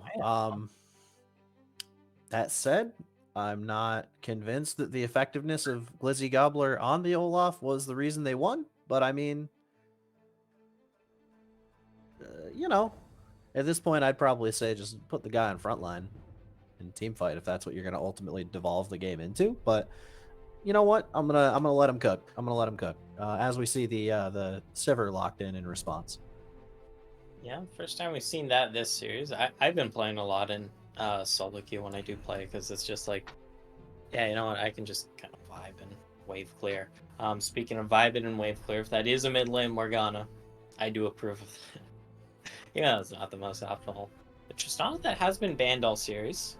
Gotta get through because it was the Jinx ban instead this time around. See where that goes here because it can be flex mid, it can be flex bot. Yeah, it's definitely a Jig is up special, from what I've heard. So I'm fingers crossed that it doesn't go mid blind, unless it's probably pretty effective into Morgana, honestly. Like if the Morgana's flex support mid, then the Tristana being flex ADC mid wouldn't be the worst. Oh, hi 50. How are you? Oh, you say hello to stream. Oh, Doggo says hello to the stream. Yeah, since you want to be noisy and in the way, you say hello. Hello, Doggo. There you go. I guess because of that. Brand. There we go. Okay. Wonderful. Brant. All right. So Tenebras Esports trying to do some interesting stuff with this last draft, trying to keep us on our toes. I'm on my toes. I will admit that. Well, I'm not quite there yet. I'm on like one of my toes. Yeah. I can't stand still. But I hope that's not brand support. Mostly because I hate facing brand support. It's like, hey, can I see us? It's like, thank you for the W. Have a nice day. Especially if you have like the world's most efficient brand that like knows to like Q the front minion, like QEW to just like completely eviscerate the wave instead of the usual I throw pillar, and just with. And even when the support brand is like 0-10, it's like, oh, you have your Frost Fang and a Rylai's. Yeah, you can solo kill me. Thanks, dog. Yeah. That being said, given that they locked in the Amumu again, I think that it's actually a pretty intelligent pick because what has made SNC so successful so far this series has been their ability to play the death ball composition. So they just like kind of group up, throw their entire bodies at them, and hope for the best. They just throw crap at wall and see what sticks. And Brand is really good at punishing that. He presses R and walks away laughing with his stupid Brand laugh. Yeah. I don't hate the Brand laugh, It's just the fact that like, the champion is like literally full damage that you can just go support, die a bunch of times in lane, and then still pump out so much damage. It's like, bro. Right. You go support, you're like, hey, you know what? I got 1 CC. How about I have like a little bit of more CC? Why don't I just go Rylai's for you? I'll just go Rylai's. I'll go Mask. You got multiple HP stackers. You got Morgana, Amumu, and Cassante now. I'm just going to throw ultimate on you with Rylai's and Mask ticking and just see what happens. Yeah. We know what happens. You're all going to die. So, okay. That being said, pretty diverse damage profile. Good AoE. Tenebras Esports has drafted themselves a pretty decent draft, and Braum is a pretty decent response to at least some of this draft. Yeah, you don't block the Brand Pillar of Flame because that is a placed ability, not a skill shot. Right. And the Tristana with Brand is interesting. Because when you go Tristana bot, you basically want a support that also goes in with you. At level 2. We're talking Right. level 2 brand. And level 2 brand all in is not really an all in. You have to wait until level 3. Yeah, that's true. Brand all in is kind of volatile. We'll go with the volatile is a good word. Yeah. That being Because said, you don't have like someone to jump in with you as this Tristana when it comes to those all ins. yeah, Which is we'll like, see. bruh. Yeah. We'll see. It's a bit of an anti-synergistic bot lane, and Yeah. it definitely could be problematic if they don't play it correctly. I'm hoping, for the sake of SNC, that they're able um, to overcome that, or else bot lane could be a huge problem point again. And that being like on top of that, SNC has drafted for the first time Cassante into what appears to be another top Olaf, which they've kind of been resting on Wildstar to be the focal point of the team this entire series. Wildstar has been incredibly strong every game, and now they've put him as part of a supporting cast for what is essentially Sivir the team comp. Yeah. Yeah, it's really gonna be the Sivir show. I mean, we saw some pretty decent Morgana damage from game number 3 in that mid lane, so not entirely the Sivir show. And when Yeah, you we'll do see. when you pop the all out, you do fair damage. Yeah. For That the being most said, part. like these compositions are ending with what? Like if they have like an average across each other, nobody's really been carrying too much. You're looking at like 25 to maybe almost 30k damage per champion. You're looking down the barrel of a brand, and if it's going to be a fiesta for about 40-45 minutes again, you're looking at about that. So somebody at some point has to be able to tank the difference that brand's residual damage is going to do throughout the game, stop Vigar from scaling, and prevent Tristana from diving your composition early, which luckily, like you said, the aforementioned like anti-synergistic support AD matchup, Trist won't be able to punish as hard unless Brand lands what will essentially be a lucky stun. Mm-hmm. Yeah, and what you do as Sivir here is you take the exhaust for the lane. Because that is one of the strongest counters to Tristana all in. Because she jumps in, you exhaust her.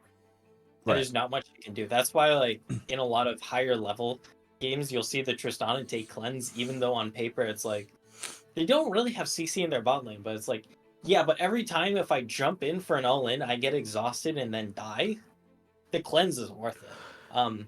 So if you're able to spell shield the rocket charge, that also really lowers the all-in potential. So that plus exhaust plus the brittle bite passive here from Braum. Good tools to stop the all-in. And I mean, with Brand, it's looking like, I mean, Brand's Q kind of gets shut down by Braum's ability to just be in the way. Obviously, like you said, Pillar of Flame still goes down, but Tristana follow-up, not great. Like you get the charge onto Braum while he's got shield up, and like the explosion's going to do some good damage, but like trying to get your autos to stack on it effectively and properly, just like Braum, I think, is a really good pick here. I'm actually impressed that they saved it to pick 5. It's really nice that they left Morgana as kind of like a floating pick here. And at the same time, like they gave Morgana the pick that they wanted in which game was it you said? Game 2 they played Morgana into Vigar? Game 3. Game 3 they played Morgana into Vigar, and it was effective. So saving that floating counter pick for bot lane for support was pretty smart. Yeah, that, and also when you see more of the enemy comp to see what sort of support you might want, because you see the Wukong as well, so it's like, yeah, might as well get the Glacial Fissure here. Yeah, so I'm kind of leaning towards the Sunset Ravens myself from a composition perspective, like I mentioned, because looking at Aeon's composition, it's kind of anti-synergistic in the bot lane. You have 3 champions that want to go Unga Bunga, but then you have 2 control mages. Right. So it seems like they're going to be playing around picks, honestly, at that point, right? Like it seems like they have to be first onto the map. They have to have constant prio to be effective. And Tristana and Sivir just kind of like have this back and forth where like both champions are really good at getting lane prio, like incredibly good at it. But like Vigar gets Lost Chapter and Vigar can match Morgana. Morgana is able to get Lost Chapter, and depending on how many points she puts into W, I think you just max Tormented Soil as mid Morgana. Is that right? Yeah. Do you still do I that? usually do. I haven't played mid in like a while. I Okay, I know. lied. I technically played mid in a norm like earlier this week. Because there's a duo bot. It's like, all right. okay, fine. Like, Yeah. All right, but yeah, I mean, I'm a support main. I never max Tormented Soil, but yeah, one it'd be Twitch kind of weird if you did. one Twitch Does that- user does think that Olaf single-handedly wins this game. I totally understand. It's the first time I've seen Symphonic in the chat today. We'll see if Glizzy Gobbler can turn something around here. See if Glizzy Gobbler can have a little bit more of an impressive laning phase than they've had so far this series, especially given that they're against Cassante this time. So, yeah. Although Cassandra is made to deal with fighters once you pop that all out, so might not be as easy as you think. Because usually it's like, okay, yeah, fighter into tank. The tank definitely has some kill threat early, but once you start getting some sustain and beef yourself, and the tank is building tank, then it's like, okay, but it's Cassandra. You just pop the all out, and it's like, yeah. Honestly, we'll see. Maybe Glizzy Gobbler is feeling confident. They have the momentum. They won that game. They sent us to game 5. Maybe Glizzy Gobbler's feeling confident. Maybe he's able to abuse the pre-6 counter. I feel like it's a pre-6 counter at least. I definitely agree with you that at 6, Cassante's ultimate can turn this lane really hard. And I think Cassante is way more effective in a team fight than Olaf is going to be, especially given that there's a lot better zoning tools and ways to deal with Ragnarok this time around. Yeah. You don't have like the true counter, which is putting up a wall. Like Anivia is one of the truest Olaf counters. Yeah. Terrain is definitely. You're looking at like a Nivea, Jarvan. Ragnarok terrain, baby. Yeah, Nivea, Jarvan. In a little bit of a way, Trundle. It slows them down a little bit, but but we'll see. It's still bad with Trundle, but that's something we'll have to see once we get into game here. It is the final game of the night, so woo what Silver Scrape sounds. Yep, I know. You're all waiting for Silver Scrapes. I'll play it. We're gonna go to a break now as we get into game. As we get into game 5, we're gonna head over to a quick break. Gonna play you guys some Silver Scrapes, get us into game, and we'll see you very soon.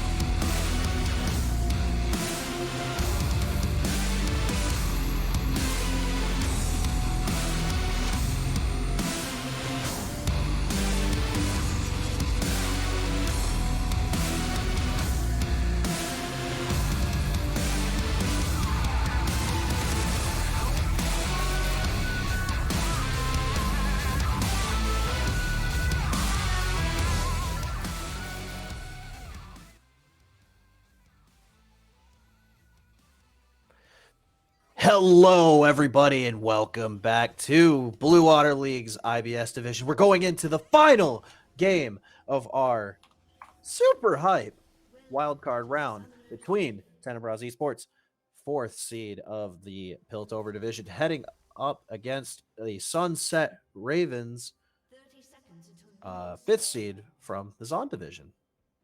Hell yeah, esports, baby. Let's go. Let's go. Yeah. This has been a pretty hype matchup so far. Yeah. Not necessarily the level ones. I mean, last game we did see the level 1 first blood, but typically it's been this. I do like, this is the pro strat where you have your junglers in the mid lane actually instead of your mid laners. Because that way, if you see an invade on one side, it is much easier to rotate to the other camp. Yeah. That being said, it is kind of a soft 5-point. Like, they noticed each other, like they did catch vision on each other.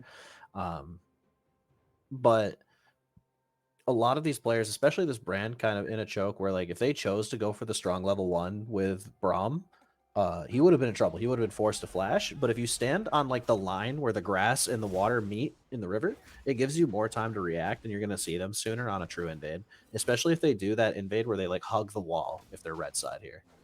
Yeah. He got lucky. It's a moot point, but I just wanted to say something that made me sound smart. That's all right. Gamerific even. We got some time to kill here before the real action starts. Most of these games have been pretty quiet for the most part. There's been some aggressive trading early on, but not a lot when it comes to the solo kills or even early gank threat, really. Just flashes blown. Yeah, absolutely. And we do have some news for anybody who was not in Twitch chat and noticed earlier. We got some news that the other series had some issues come up, technical difficulties.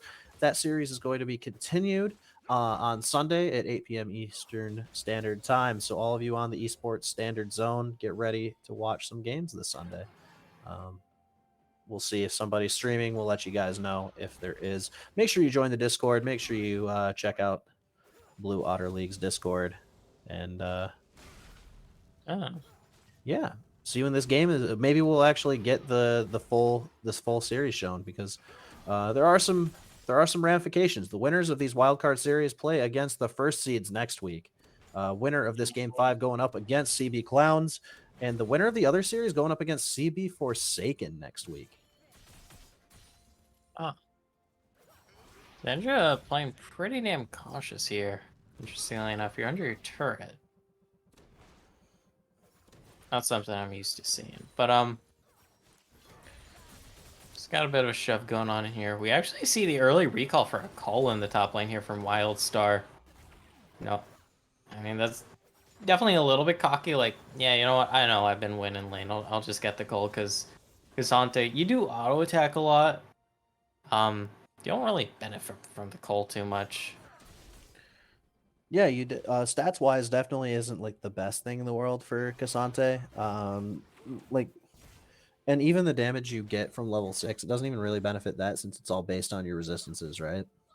So, I mean, it's cool. If you think you're going to win anyways, you get the cheater recall. You don't miss anything for it. You have Glizzy Gobbler going in for a fight.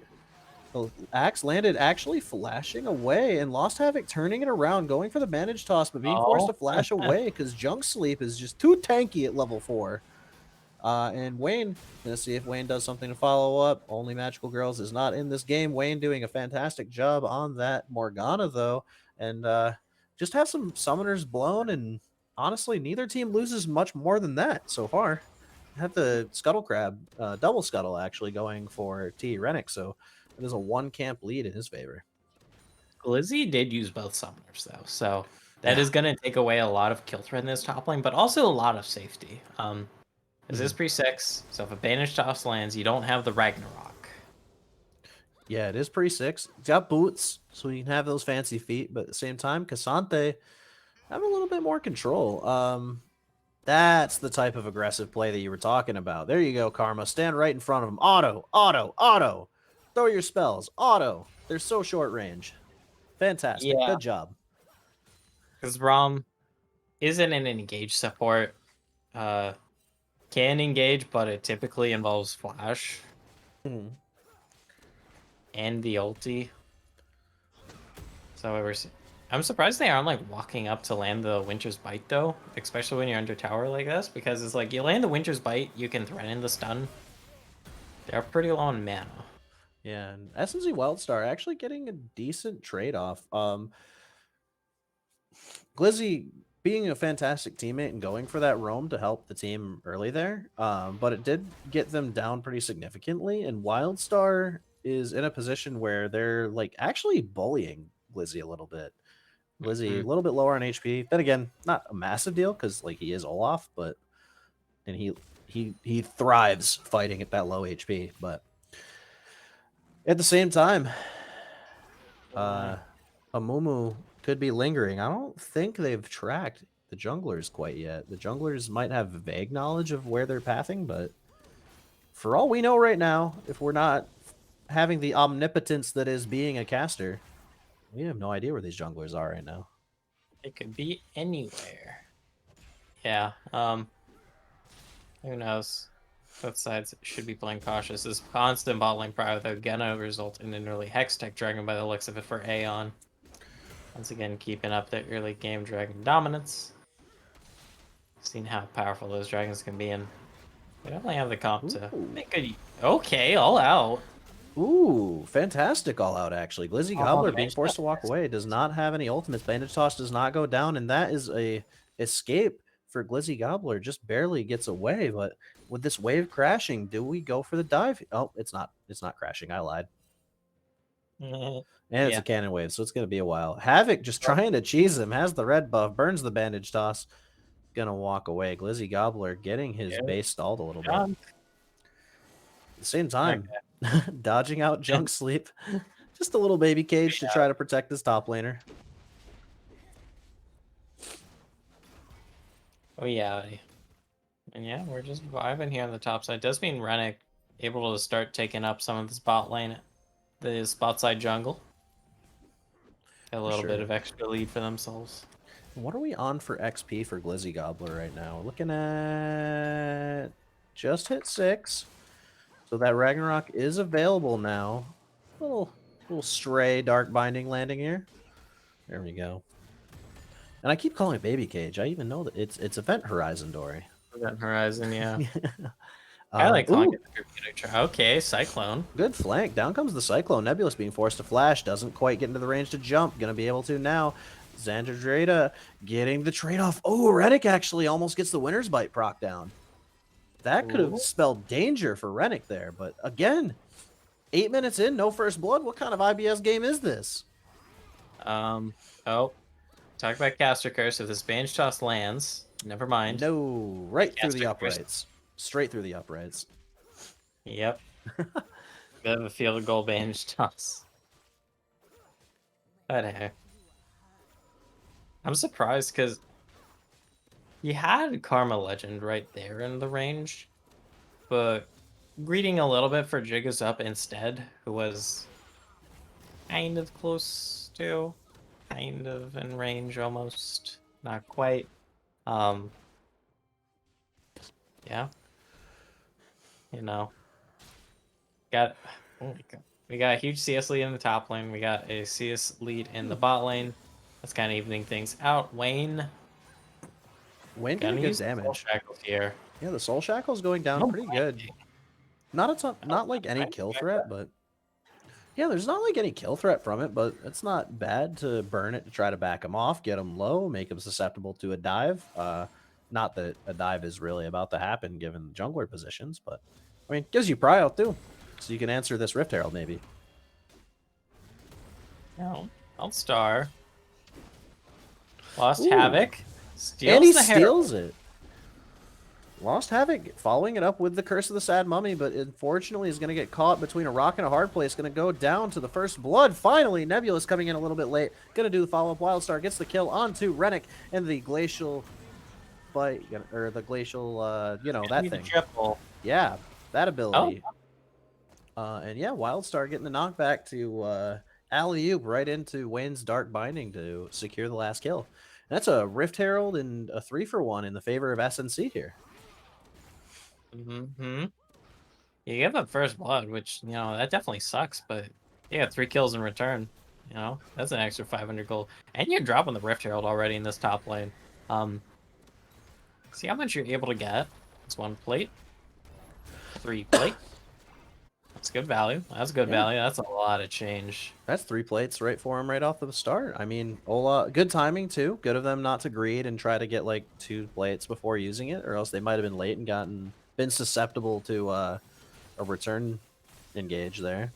But yeah, Glizzy Gobbler has his does not have Ragnarok, but does have access to Ghost and Flash again.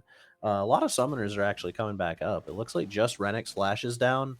And then on the side of SNC, they are missing more summoners, but I mean, they traded them for advantages, so it's not the end of the world. Mm-hmm. I mean, also at the end of the day, I mean, you got the 3-for-1. 201 here for Wildstar already has the Mythic complete with that Iceborne. That extra armor is just so nice against this Olaf. Just look at it, because you got look at that! Wow, that damage that might even be threat of an old Ragnarok is up though, so we're gonna see if Olaf does decide to pull the trigger and fight back. I don't think he has the ultimate tractor, else he would have just probably pulled the trigger there. If I'm being real. Mm-hmm.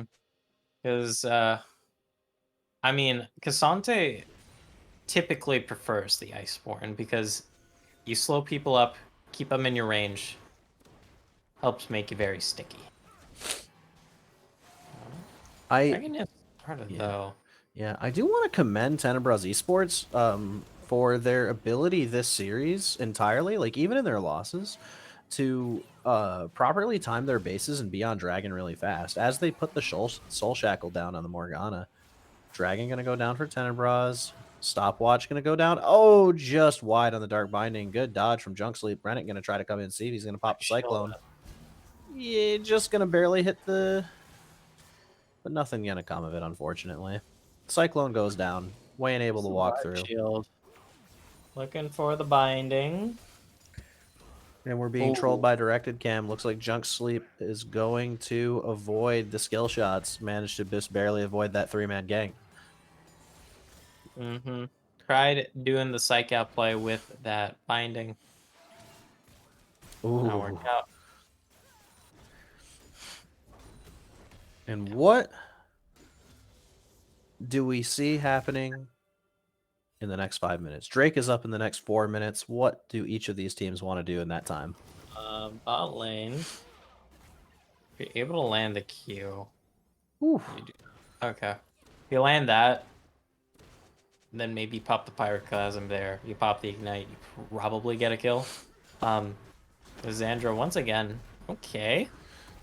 Not bad. Oh, that Ragnarok interaction. That's so funny. Just dude. Nice. Cassante just like forced to just stand on the other side, just like, oh. I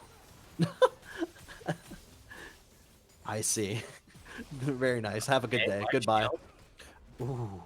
Okay, force the flash. Force the flash. Fantastic way to force the flash. And Bygar, by the way, going for Luden's Echo this game. What we haven't talked about the mythic choices too much during the series since I joined. What do you think? Usually it's kind of not the most consequential thing. Like, usually you have a mythic you really like.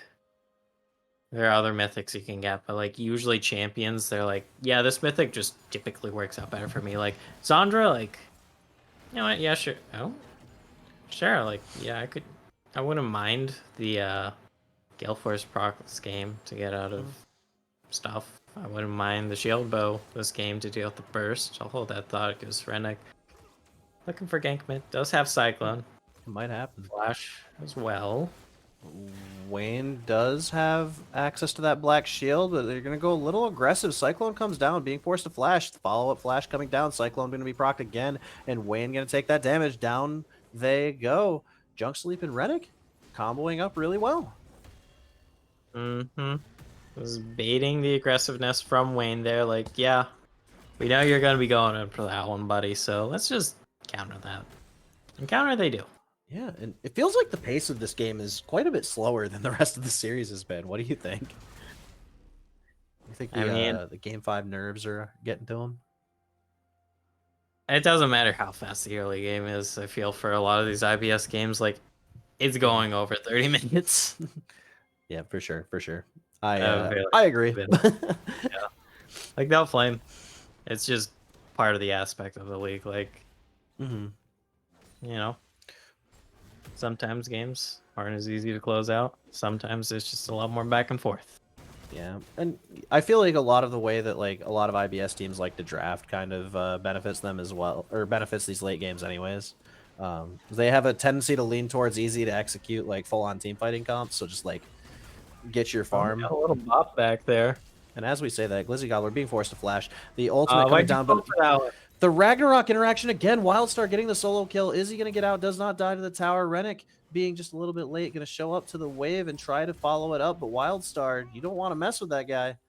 Wildstar looking really strong right now. I mean, 3-0-1, goddamn, dude. Even if that was a little Papega there in the top lane, the flash into the all-out, like, you knew the Ragnarok was coming, so okay. Woo! I get flash for flash. Flash rocket jump into a flash. I mean, Tristana's flash definitely does not have as much like necessity as Morgana's. So oh wait, that was Sivir, sorry. Sivir. Yeah. My point stands.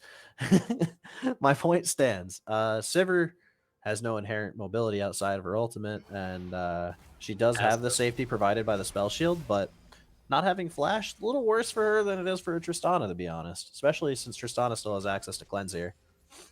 Do we see the fight here? Cyclone is the immediate cyclone. Ooh, down comes the Brand ultimate. Lost Havoc, gonna get a good Curse of the Sad Mummy. Karma Legend being forced to flash away. Got the early Brand ultimate, didn't really get anything done with it. But good zoning being done by Junk Sleep. TP is up, but they're ready. Down comes the Event Horizon. Wildstar uses a black shield to jump through the wall. They're getting the engage. SNC Lost Havoc on the back line, barely going to survive. No, he's going to go down to the ignite. He's going to live. He's going to live. Junk Sleep being forced to run for their life. Xandra Drea trying to get the cleanup at the end of the fight, but not going to finish it yet. No, not going to finish it quite yet. But they're going to have control over Dragon here. And Karma Legend does not have access to the Brand ultimate. This is a really risky play that they're going to go for. The best you do is kill Wayne here.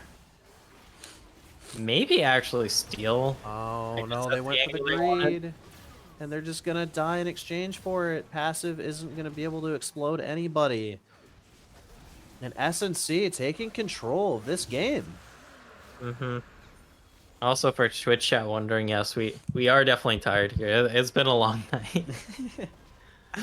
But we're having fun. You can tell it in the voice. For sure. But we're having fun. We're gonna get through this. I'm here with you. We got this. I know I'll survive. I'm just gonna be so tired. I mean, I am so tired right now. I'm right there with you. I'm right there with you. We stand a Jungkook BTS. I don't know why that's in my head right now. Because that was like a meme from like 2021, I think. I mean, it's still kind of a meme. There's still a lot of BTS fans out there, but don't really care as many people saying stan a random BTS member. Oh no. Anyways, state of the game. Bot lane tower is done. We've got the lanes rotating. Junk Sleep still sitting mid though.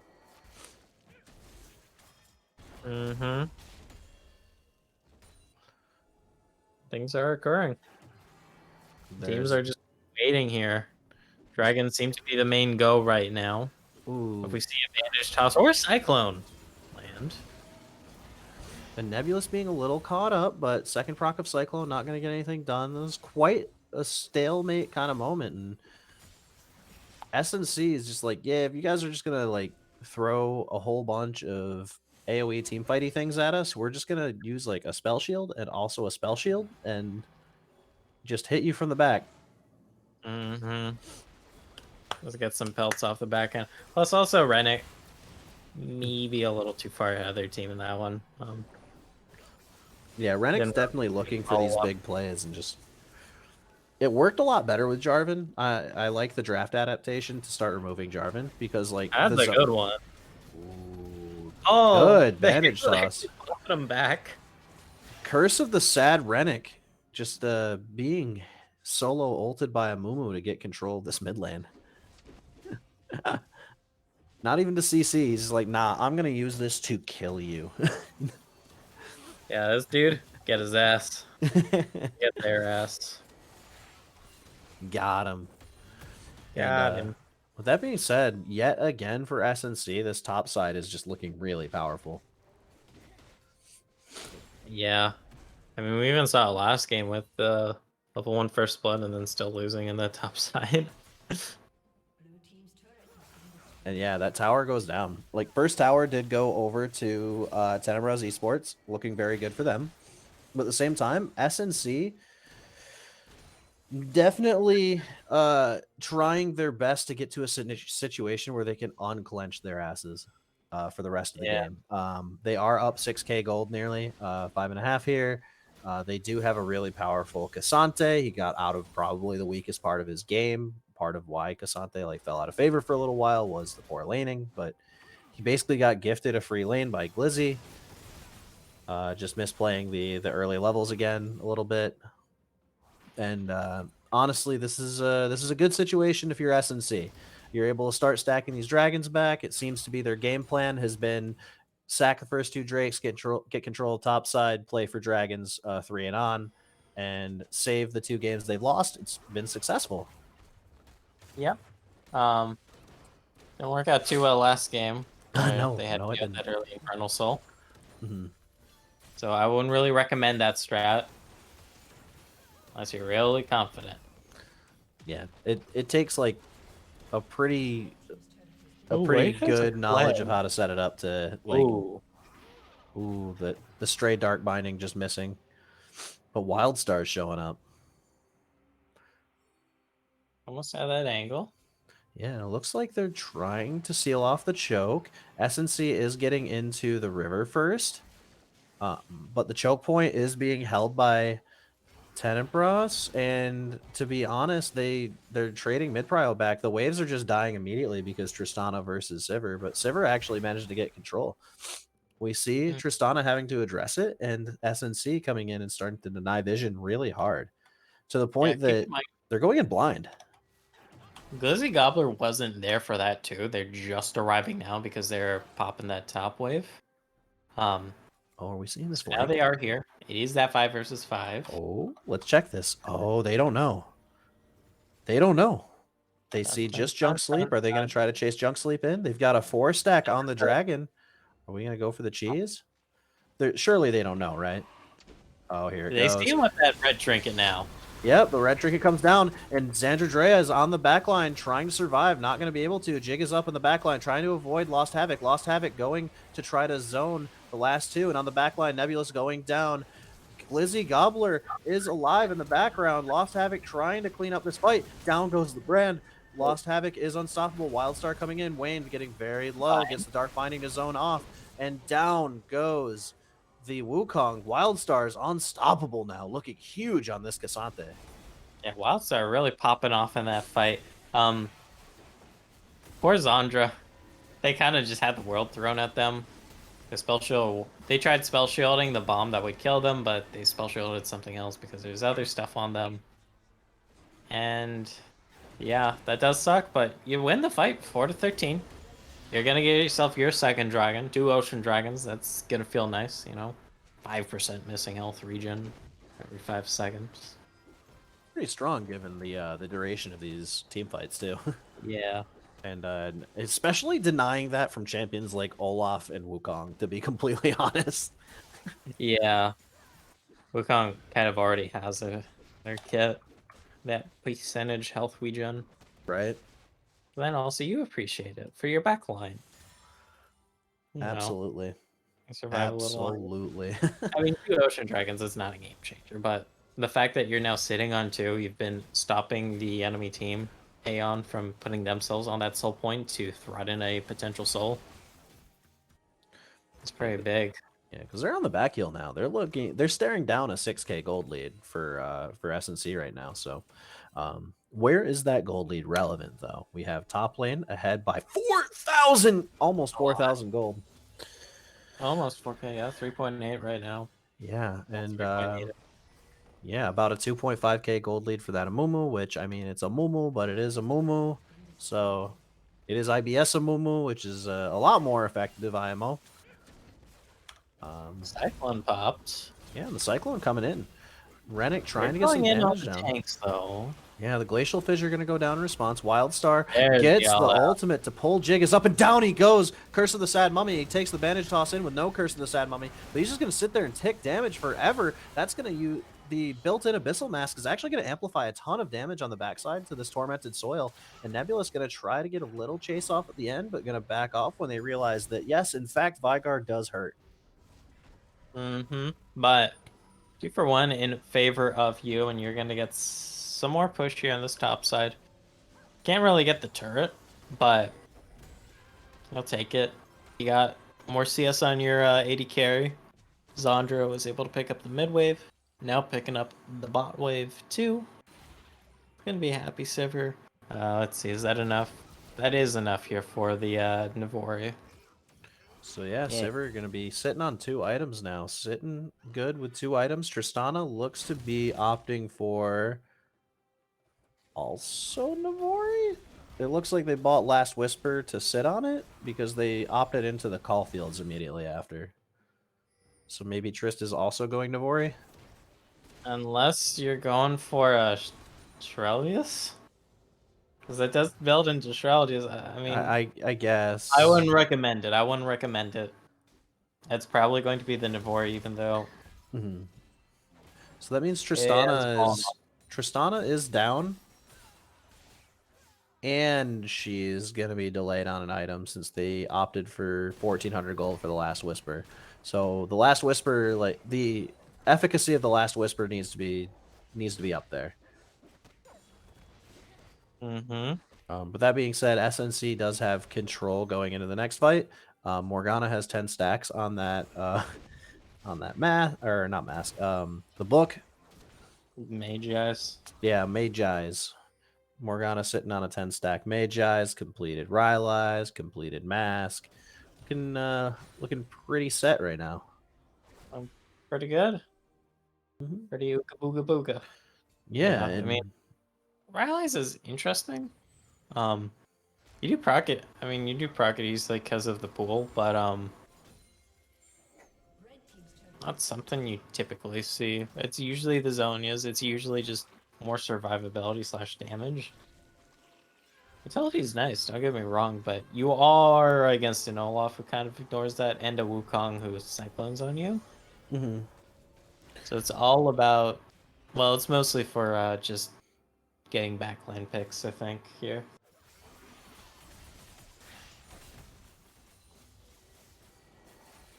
So SNC securing mid prio. They're doing the 2-lane strategy. They're going to let top lane kind of reset itself naturally, and they're getting push in the bot and mid. They've got control of the river first. That being said, Scuttle Crab was taken by Tenebras, so this is good for them. They're going to be able to see champions as they arrive. You see Wayne walking over that ward or that scuttle that, like I just said. So like fighting over mid prio, we're looking at a pretty big fight coming out in the next 10 seconds if Tenebras decides that fighting this dragon is necessary. Is that the kill? Not Or quite. They're just going to look for That's the pick. definitely the kill. Yep, the Leandry's burned, and they're going to separate so that the... Ooh, Junk Sleep being forced to use the stop... Oh, Zonias. They have full Zonias, and that's a double kill for the Morgana. 2 kills, raise dragons up. Yeah, it's just free for the taking, bro. Yeah, good lead up, good start. Able to just successfully get control of the game there. Rennick, though, going to sneak in and steal the dragon. And Rennick just a smite stealing machine this series, trying desperately to keep his team in the game. Yes, he's going to go down, but preventing SNC from getting on soul point when they have this lead, not too bad of a deal. Yeah, having a TP to stop this push in the top side. Without jungler, this might be the Baron angle. And they're definitely making moves towards it. You do have a 2-item sever with the Zerkers. You are going to do damage to this. Okay, bandage toss. Good bandage toss coming now. Gonna force them away. Glizzy Gobbler being forced off the map, but there is vision. I don't know as though SNC knows, but at the same time, I don't know as though SNC cares. They're trying to force a fight here. Brand coming in, gonna pop the ultimate, but is unfortunately just gonna get smothered by all of SNC diving on him. They're just using the Baron as a bait at this point. Nope, actually, they're going to go back in. Leandries is ticking, so they've taken a little bit of damage. Glizzy Gobbler going to walk in. Junk Sleep trying to get the angle, but Wildstar is just too tanky. Glizzy Gobbler going for the flash, going for the Ragnarok, getting the flash out of Nebulous. Going to try to get the return kill on the backside, but Xandra Drea gets the flash. SNC Nebulous walking away, trying to avoid dying to the Vigar. Oh, the death on the back end. So double kill going down for Cassante, and just only one kill for the Vigar on the backside of that fight. Oof. Yeah, it's the support's Baron buff you take away, which is the most inconsequential one usually, because usually the support's with the team. So if you take away the support's Baron buff, but everyone else has Baron buff, it's like, okay, we still got Baron push in this lane, dude. It's like, yeah, you definitely do. Yeah, I mean, if you have double TP up, you establish 1-3-1 control. In this case, Wayne is able to side split far, and Wildstar is able to side split near. Near being 3 minutes on the next Drake, so you've got plenty of time to just abuse all three lanes. Use this lead to your advantage, and honestly, maybe start seeing some vision come down in the red side jungle of Tenebras. Yep. See what else they can do here. Because he also got a 10k gold. That's a big deal. Yeah, and honestly, they can just flex this gold lead at this point, right? Mm-hmm. Like, there's yellow swag it. Yeah, not full yellow swag, but you can just do stuff like this. Super disrespectful. The ultimate comes down. SNC Wildstar proccing the gargoyle. Just not going to take any damage. Karma Legend being forced to walk away. This might actually be the throw. SNC Wildstar going through into the tower, manages to get the legendary, but the shutdown comes down for the Brand. Lost Havoc, though, on the backside. Going to take the jig is up, down. And this Tristana pick that they had been banning all series finally gets left up. Finally give it to the jig is up, and they just have a way to deal with it. Rennick being forced to walk away gets his ghost procced, and more turrets going down. This is a really doomed looking situation for Tenebras Esports. Mm-hmm. You don't really have a way to defend. Just pushing the bot side. Yeah, you got junk here. Yeah, you got huge chunk. And honestly, Glizzy Gobbler forcing the flash out of Wayne. Despite being pretty behind, Glizzy Gobbler's still able to use Ragnarok to effectively DPS down this Morgana. Unfortunately, having to flash. Oh, actually, this turret aggro here. That is turret aggro. The stun comes down. The stun does not come down. Must have queued first. Lost Havoc going for the bandage toss in. Sleep being forced to use the Zonias. Cyclone comes down. They're going to try to get the return kill. Shutdown going down for the Brand. Xandra Drea going down on the backside. Shutdown going down. That's a ton of gold for the side of Tenebras Esports. SNC Nebulous going to burn down to the Wukong. Wukong had red buff. That was why. Red buff going to burn him down. 40 seconds before Dragon, so there should be soul here.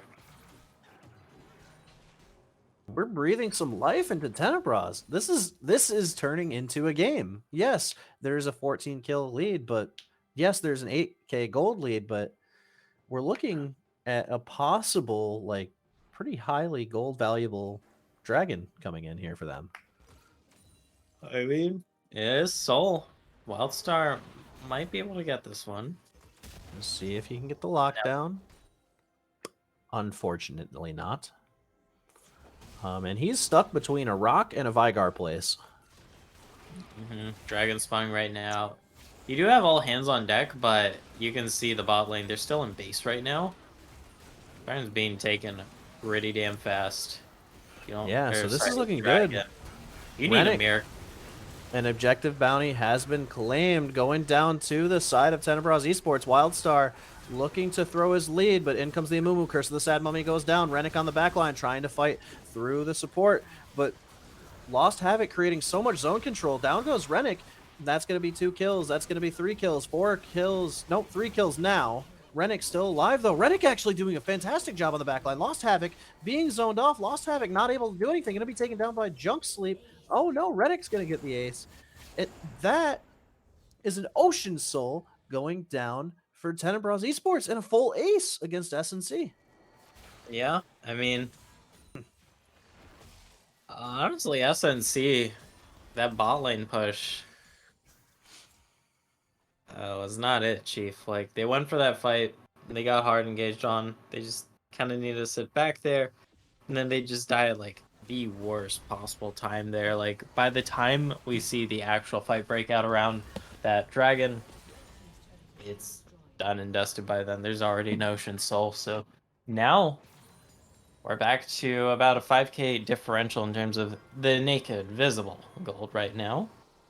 But Ocean Soul is quite the value.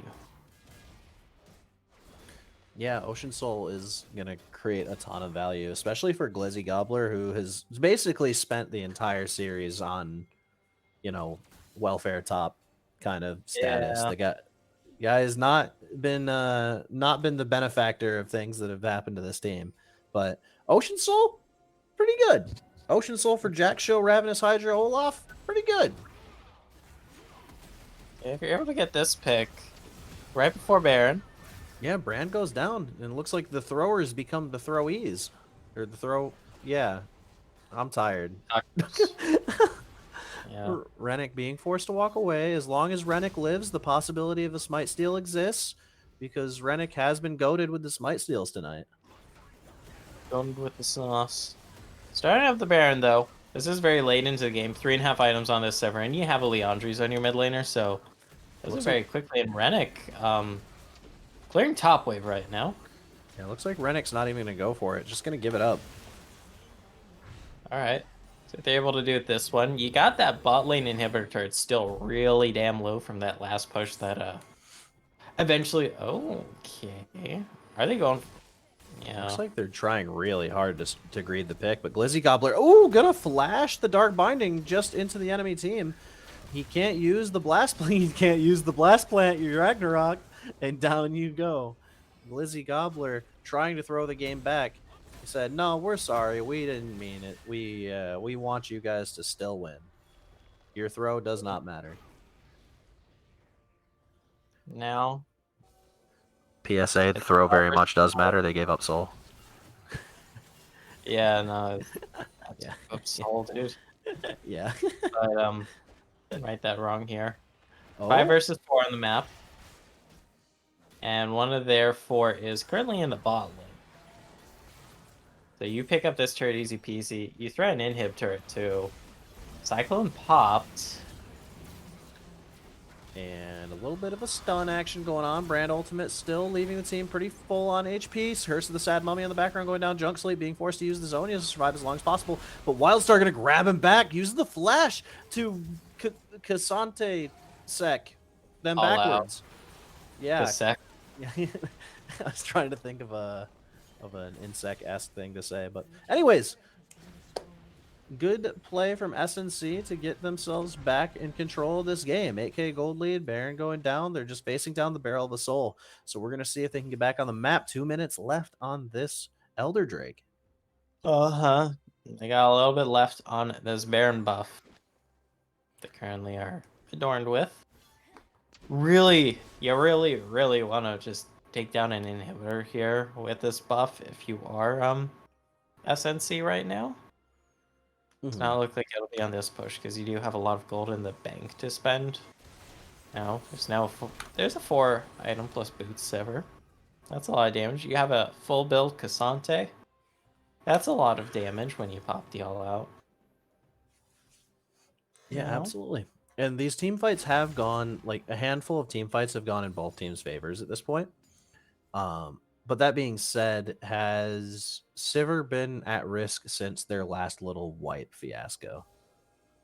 Seems like she's surviving backline now. Especially with the completed Bloodthirster, that helps out a lot. Just having that lifesteal here, as well as if you're able to stack it up beforehand, which is usually a definitely yes. That shield just give you that extra bit of dive protection. Right now is a little stally for the Elder. Yeah, I'm interested to see what's going to happen here. Teleport. Teleport getting procced. Actually, the flash bandage toss coming out. But unfortunately, the flash bandage toss does land. Oh, Karma Legend being zoned off. Lost Havoc getting this Curse of the Sad Mummy off to the side, trying to get the kill on the Karma Legend before they die. But they actually managed to get the flash out. They survive. Rennick getting the Cyclone on the backside, but he is stuck all by himself. Not going to be able to do anything with that, especially when you have Wildstar creating zone control over the rest of the entire team. And Rennick, unfortunately, stuck alone yet again in this fight. Not really able to put up much threat into the backline, even though you are a 3.5 item Wukong. You're 3.5 items 41 minutes into the game. That's pretty damn far behind. That's a good stun. That's a good axe. That's a good kill. Gonna go down. Jig is up. Gonna try to finish it off. Yep, there goes the final part of the kill. SNC Wildstar popping the ultimate. Oh, Zandra Drea, though, getting abandoned in the backline. Olaf is immune. Ragnarok's still up. Baby. Ragnarok being reset as he autos. Ragnarok's still up. Wildstar being put on resurrection. SNC Havoc trying to survive. Oh, but gets the land on the backside, trying to zone them off while Wildstar fights onto the other side, still alive, but Junk Sleep is still alive. And that's a shutdown for the Vigar. And that is Lost Havoc getting the double kill, but not able to finish it off, walking straight into a nearly full HP Glizzy Gobbler, and Junk Sleep just getting this gigantic Olaf in front of him to keep him alive. Oh, okay, that axe doesn't land. Run, little Moo, run. Oh, Curse of the Sad Mummy's back up, though. Not going to be able to finish off Junk Sleep with it, though. Unfortunate. Yeah, not gonna lie, I thought that I wanted to finish off Junk Sleep there, but it does not. Yeah, that fight was so long that Curse of the Sad Mummy was used twice, and Primordial Burst was used twice. Yeah. Yeah. It was Curse of the Sad Mummy, I mean, 71-second cooldown. You know, it's kind of relatively long for an ultimate this late in the game, but it's Curse of the Sad Mummy, dude. Like, holy cannoli, Batman. That's gonna be Elder, though. You got it in all 5 members. Yeah, they were all alive for that, yeah. And that's leading right into Baron. Ooh. And this game has gone back and forth so long. We actually, Tenebros is in a place where they can completely take over this game and finish it off. But, my God, has this game been close. And, either team can throw at any point. Yeah, that's how we're phrasing. I mean, that's kind of what the balance is right now. Absolutely. This game should a little bit of flipping. This game should be in TE's control now. This is their game to win at this point. Let's see if they can finish it off. Ooh, I don't know if you want to go for this fight, dog. You're against Elder. Yeah, just honestly, just stalling it out. If you just lose a mid lane inhib, that's probably the best situation for you. Defending this, probably not the move. Yeah. Baron's up. Oh, Wildstar is tanky, but Wildstar getting caught sinning. This is not good. Rand passive going down. He's gonna survive though. They use a lot of cooldowns actually for that. They use 1 cooldown. Baron's up this entire time. If you are SNC, you do actually have that bot wave pushing in slowly. Yeah, maybe that takes a turret. The longer they're able to stall out this Elder, the better. Especially if they're keeping them in the lane instead of having them go get Baron with it. But at the same time, wasting more time of your Elder to go get Baron also puts you on this weird, flip-flop timer for both of the major objectives. So it makes it harder for you to actually, effectively siege with the Baron, because it's a less powerful combat buff than, Elder is. Let's Baron started up. You You got this nearly full build Tristana, so you gotta melt it. Yep. Yeah, pretty easy take and reset. And this Elder buff is about up, about 2.5 minutes, so we're looking at 1 minute left and change.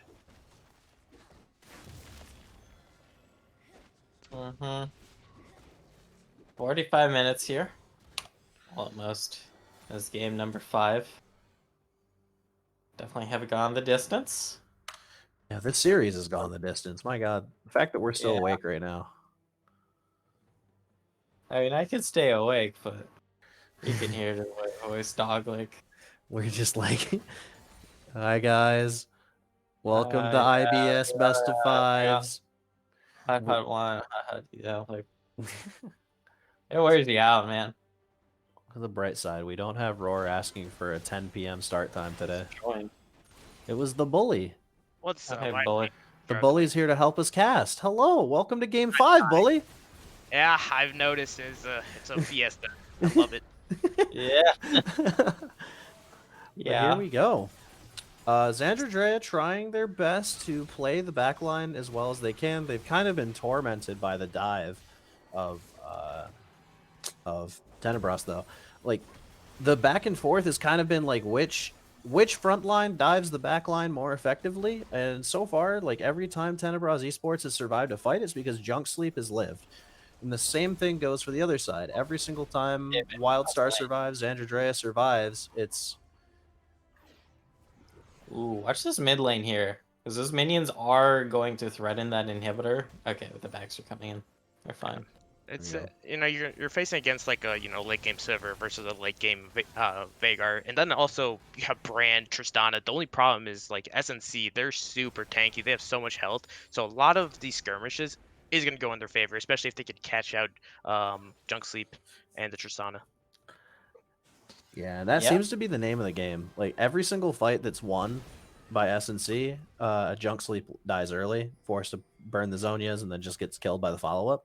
Double defensive item from Junk Sleep definitely going to make it harder to get those kills. Like, having the Banshees and Zonia is definitely helpful. But at the same time, if Junk Sleep lives, then it's been going in their favor every time. Yeah. So let's keep our eyes on a little Yordle. Yeah, the crazy thing is, like, the game, baby. Full build Tristana yet. A lot of items not even completed. Oh, yeah, the Tristana's been kind of spending the entire game poor. Just yeah, I can tell. It's it's hard out there, but it doesn't matter if they're 1-7 or 40-7. At some point, everyone's gonna be full build, and you're pretty much capped. So, but now you have like the scaling Veigar though. How much AP do they have? Veigar AP is 1342. 1274, 1276. Oh, totally. As the Cyclone gets initiated, got Gargoyle Stoneplate being procced by SNC Wildstar. They're going to try to clear out this wave as fast as they can, prevent the siege, but the turret goes down bot side in exchange, and that's going to be an inhib right before Dragon. It is same side inhib. Both inhibs are same side, so there is a world where they can like push, where they can push and match for this Elder, but they're going to have a really hard time face checking into their jungle here. Not? Ooh! If you do that. All right, Junk Sleep, no flash. Yeah, Havoc has been looking for these bandage tosses. You still, because this is a full item of movement. You do a lot of damage onto the back line, thanks to having a Vessel Mask. Plus, okay, yeah, like this. In it comes Lost Havoc. Oh, just barely misses that second bandage toss. Karma Legend has been doing traditional brand stuff. Just, you're dead, you're using everything, but you're dead. Karma Legend has been caught in this series and turned to fight by being caught. But look, in comes the bandage toss. No ultimate going to come down. Lost Havoc popping the Gargoyle Stoneplate. Zone coming out. The Glacial Fissure coming down. SNC Wayne still alive. Xandra Drea free firing on the backline. Tristana goes in for the jump forward. That's a double kill. That's a triple kill.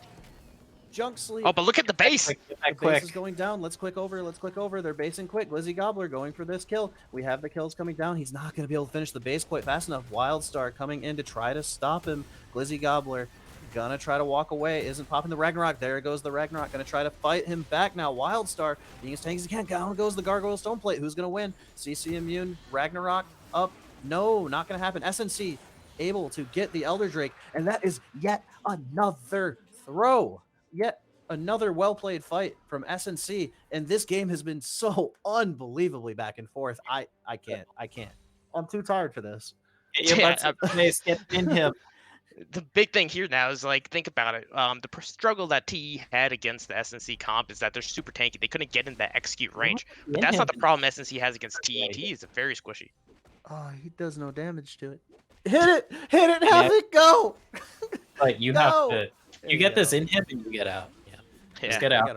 They gotta be on, like I'd say get instant reset, but Sivir's full build. So I guess just walk over to the Baron now. I want them elixirs, We could get an elixir here. I mean, they have Elder. At this point, just pull the trigger. Try to get them to. They have the tools for it, right? They have a lot of engage, a lot of ability just to annihilate the entire TE team comp. At this point, either just like you don't have to bush cheese. At this point here, the super's pushing in. Yeah. So you have to be quick on this call. Vigar sold Banshees for Horizon Focus. Keep your eyes on it. The Horizon's gone. Oh, the teleport's coming down. Wildstar going to match the teleport. They're going for the push. We're going for the reset for SNC. Really intelligent play, actually, from Tenebros. This actually stalls them from starting Baron. And if they you just got to back up now, though. You're still facing an Elder team. Yeah, you do have to back up. In comes the fight. Wildstar being forced to flash away. Rennet getting cycled down. Junk Sleep! No! That Zhonya's! No! Oh, no. You got a turret out of that, I guess. And they can't end. Because it's 5 versus 4. There's no Curse of the Sad Mother. Why are you starting Baron? Wait a minute. And now Tenebros Esports. We were talking about the Platinum Baron throw the other night, but now we're having They the got IBS that Baron. very quickly. Now they just got to get out because they just can't get caught in this no man's land. My God, what is this game? Lost Havoc's trying to chase Rennet being on the flank here. Glizzy Gobbler gonna barely avoid they can't the get Dark Binding. Out.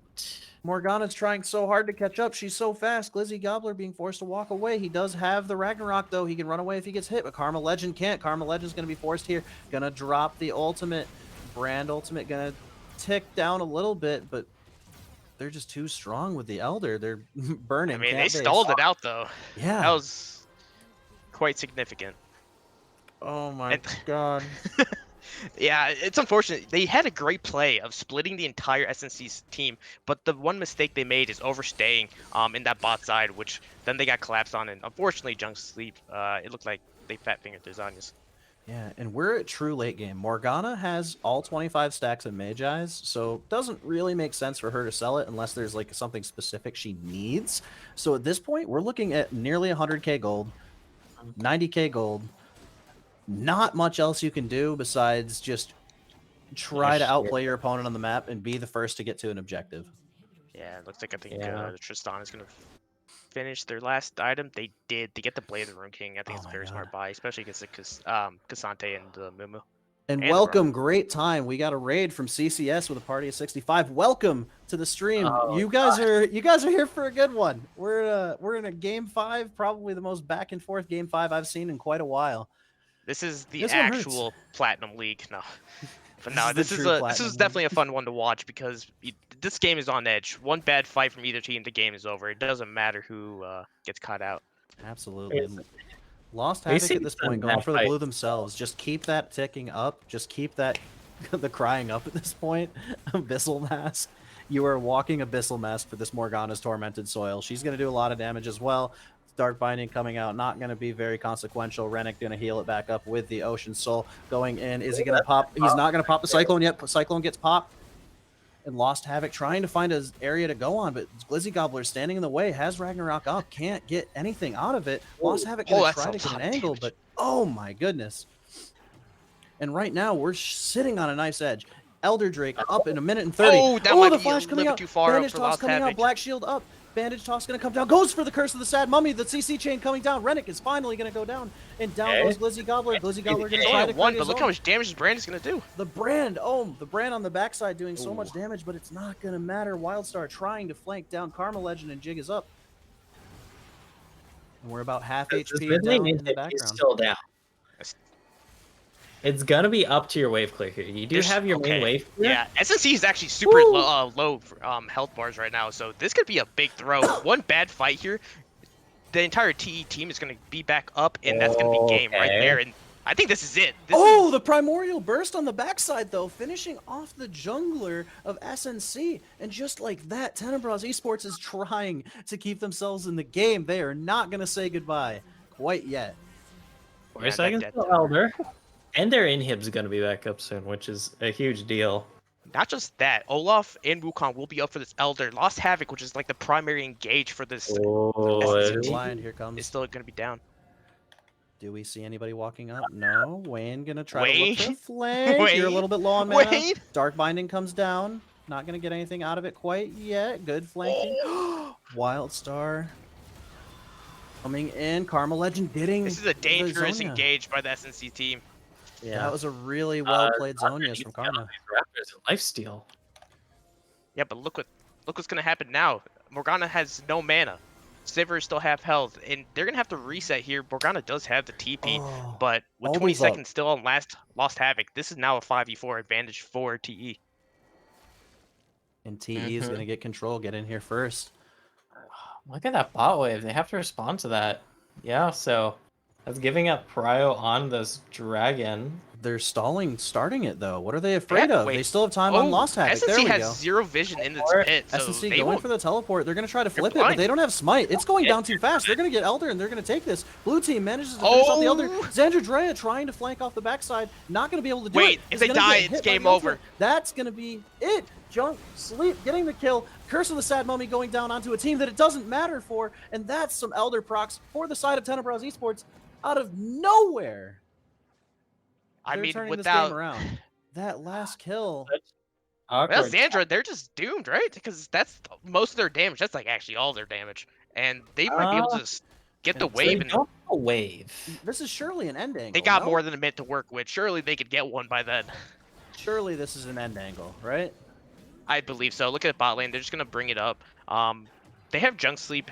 They have the TP on Junk Sleep, so they will be able to meet them in this bot side. With the one turret up, I don't see Wayne be able to stop this at all. Wildstar is going to be chased down in his own jungle.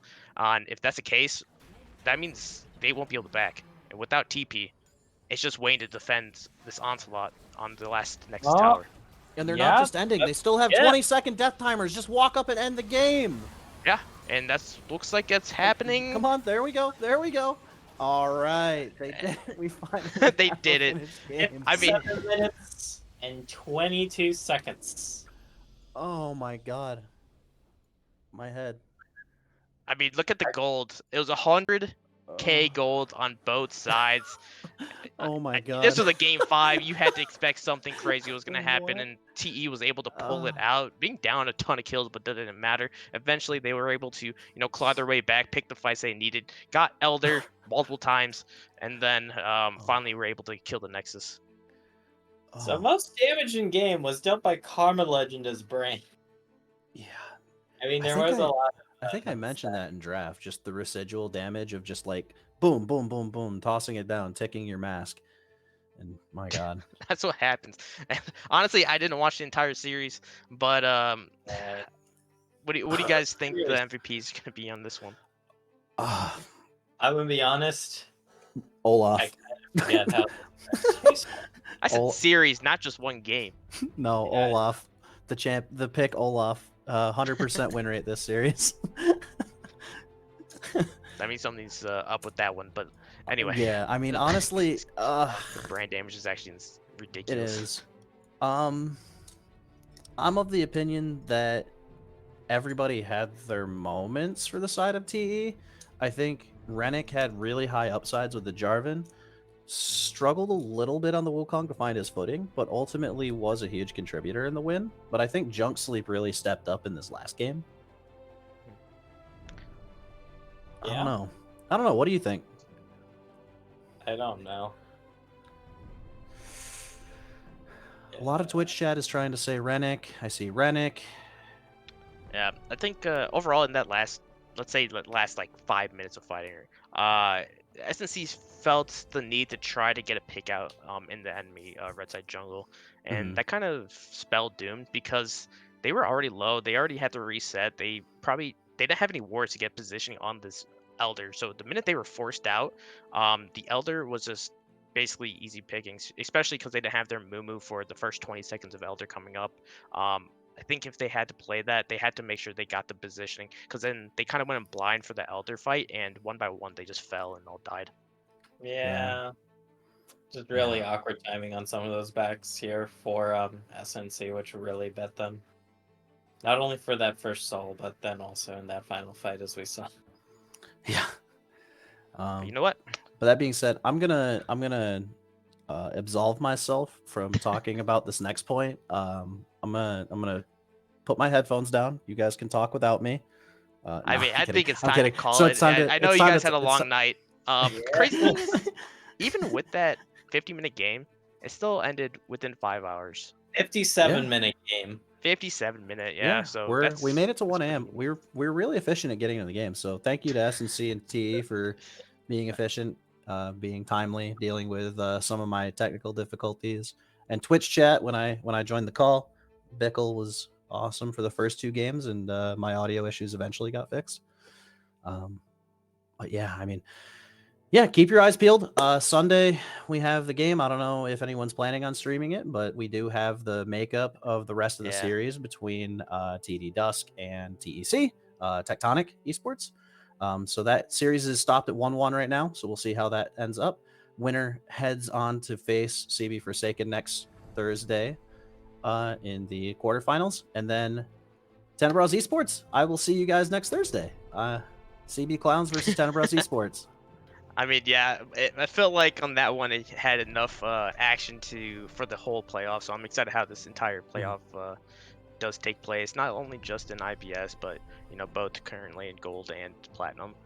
So far it's been pretty exciting. Definitely, we hit a couple game 5 so far, so pretty crazy. For sure. And yeah, from myself, Goferino, thank you so much for casting with me and dealing with some of the shenanigans. I know Bickle's your best bud, and we do miss him, and I look forward to having Bickle back next week. But yeah, from all of us at BOL, thank you everyone. Thank you so much for your time, and thank you everybody who is here to watch. Have a great night.